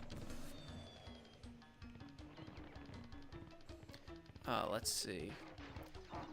See, my brain is also so rotted from playing the Insane Trilogy version, where I'm like, oh no, they messed up the controls for the Tiger, and now my brain's so mapped to the Insane Trilogy version of these controls. Oh my gosh. You know, we're just doing a casual playthrough. I'm not trying to 100% this. We're having fun. We're having a ball out here. Time to kick into my time trial hat for this. Boom, boom, boom, and then a little too much gas there. Go here. A little bit of that. A little bit of that. We're gonna go here. Let's see. I used to be good enough that like, if you're good enough, you could like jump. I was gonna say if you're good enough, you could jump the barrels. Obviously, I'm not. All right, we're going left. We're going right. Let's see. Oh, still got it. Still got it. We're cooking. We're cooking. We're cooking. All right, cool. Yeah. So, we got them. We got it in the Max, Superman, and Lois show. Bummer it's being edited to avoid brand confusion. Hate WB underestimates our intelligence. I mean, look, Superman and Lois. That show's also very good. Actually, I take back what I said before, where I'm like, Superman and Lois is the first on-screen Superman thing I've liked. Superman and Lois, very good. Philip, Adam Wingard not wanting to make movies over 2 hours is robbing us of much-needed screen time. I don't disagree. During Diana and Clark never felt interesting to me. I'm way more interested in Bruce and Diana. Yep. I mean, maybe it's because I'm a Justice League child and DCAU child, but Batman and Wonder Woman go together like peanut butter and jelly. It's perfect. It's the Homelander meme where it's like it was perfect down to every last detail, you know. All right, like they're flat out giving the new Superman's a new suit. The movie's years away, but they end the Superman show immediately. Yeah, that was always weird to me. How Warner Brothers is like, we don't want brand. I mean, them not wanting brand confusion is like, okay, I get it, but then it's like, how are people gonna know that Christian Bale Batman and the kid from Gotham are two different people? It's like, by watching the movie? How are people gonna know that Tyler Hoechlin isn't David Cornsweet? Because Tyler Hoechlin is like 45 and David Cornsweet is very clearly much younger? Or like, here's the other one. How many people are watching Superman and Lois on the CW who aren't named, you know, Hemmas to begin with? So,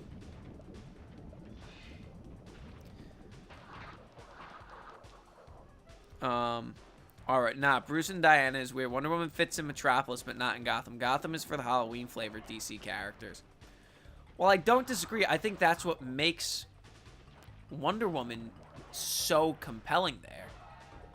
That, like, she could be this beacon, this light, this thing that's totally different. The exact opposite of what Bruce surrounds himself with, and that's kind of his... It's like a reverse anchor.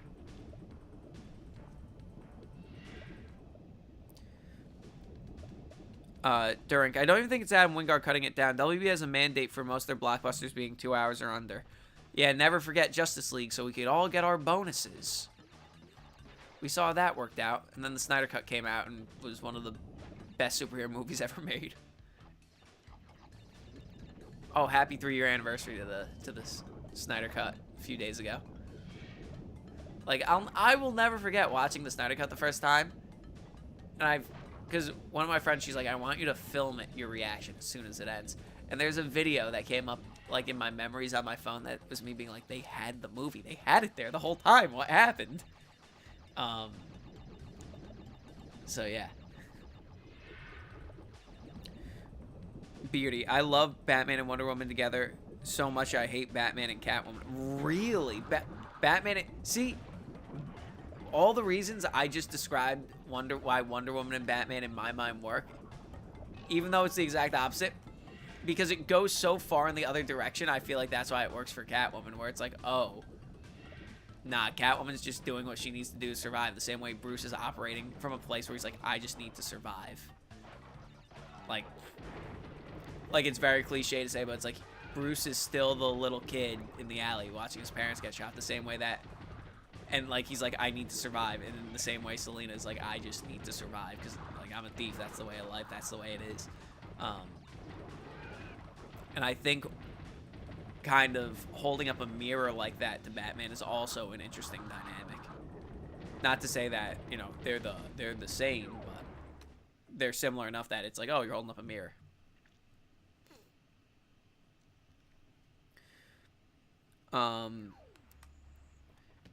Aura, the only character they aren't worrying about brain confusion is Harley Quinn. Yeah. Yeah, we're gonna put Harley Quinn everywhere. Which is so funny. Our Batman Catwoman works as long as it's not Tom King running the man is DC's Ryan Johnson. Alright, it's concerning that Tom King is working on the new cinematic universe, also the writer of The Flash. I think it was before you got here I was saying it. I'm like, oh man, isn't it crazy that the director of The Flash is working on The Brave and the Bold? Guys, we're just getting to the end of the level because I'm probably going to end the stream after I beat the first boss. Just because it's almost 1 a.m. for me. Oh, it is 1 a.m. on the dot. And my voice is really shot. But Philip doesn't want confusion but still puts out animated movies a year. Yeah. Entirely. Let's see. Durant, I don't hate Batman and Catwoman, but I just feel like they've been done in the movies so many damn times. I feel like I need something different from them. Beauty, don't get me wrong. I like Batcat in the Batman and Batman Returns. I mean, look. I love Batman. I love Batman Returns. Okay, I gotta tell you guys something about The Flash. So, in that first scene, when Michael Keaton comes out of the cupboard and he's barefoot, when The Flash came out, I literally turned to my friend and I was like, holy shit. For whatever, and you see him from the back and he has the long hair. I'm like, holy shit, this rocks. He got with Catwoman in the end.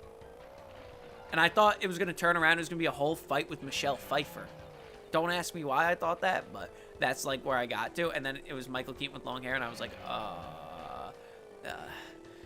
my headcanon Batman Returns sequel was so much better, though.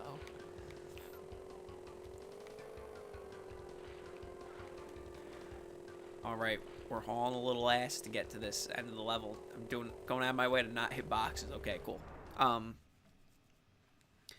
All right, yeah, like Gunn has skill, but he surrounded himself by a bunch of hacks and shams for that new DC universe.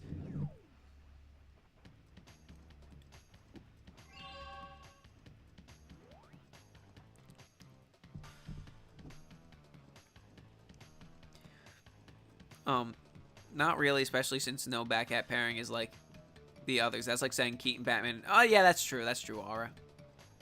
That Keaton's Batman and Nolan's Batman are the same. That is like saying that. You're right. You're right.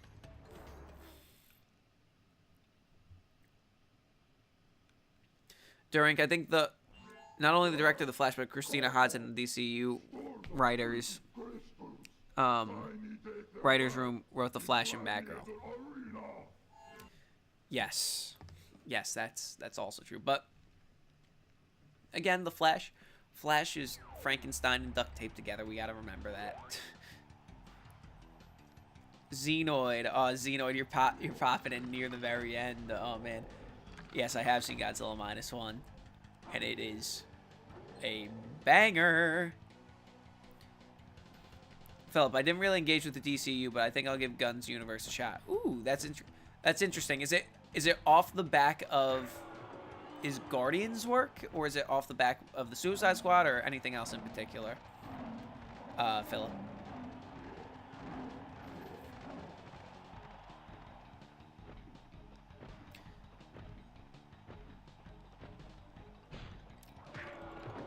When I was a kid, this fight, I'd be like sweating bullets. Now it's like, oh wait, you could just sit here in the corner. I think there was an achievement for that in the Insane trilogy. Like, you get a trophy if you do that, and they start throwing... Yeah, because they start throwing cheese at you, because they're like, oh, you're cheesing it. Alright, still kind of bummed out we didn't get the Snyderverse. Like, by now, it would have been over, and it would have been able to start a new universe. Yeah. Xenoid, Christina Hodson, who also wrote Bumblebee, which is arguably a better Transformers film. Well that is true. done, children. By defeating Tiny, Durink, I missed -1 in theaters, but I hear that's dropping on DVD in Japan May 1st, so I can't wait to catch that. Durink, you're gonna fall in love. The movie is fantastic. Like, I like when my friends were like, let's go see this, I was like, yeah, I heard good things about it. Like, how good could it actually be? And when it ended, I was like, oh man, I can't believe it. I can't believe this movie is this good.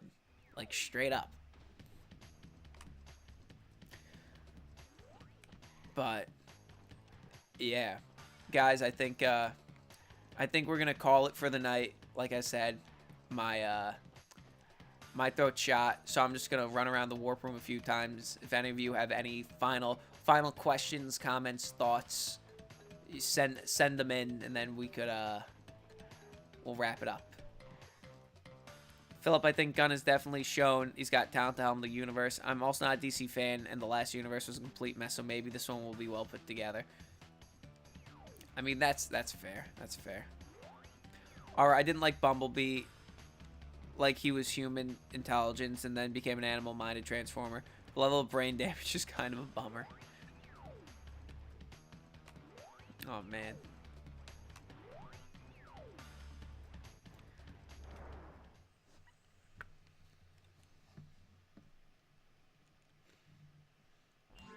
Why must you continue to be a thorn in our side? See, this is something in the Crash Bandicoot lore.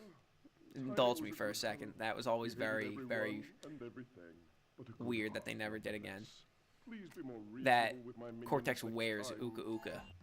Like, during that, and Uka Uka kind of overtakes him. But Beardy, take care. Philip, take care. Oh, thank you. Another W. Xenoid, do not cover Clive Barker's The Mummy. It's a pretty effed up, unproduced screenplay. You know what? Xenoid, that might be the first time anyone has ever told me not to cover something. So that's interesting. I will heed that advice. And on that very interesting note, I'm gonna call it. Take care, everyone. Night.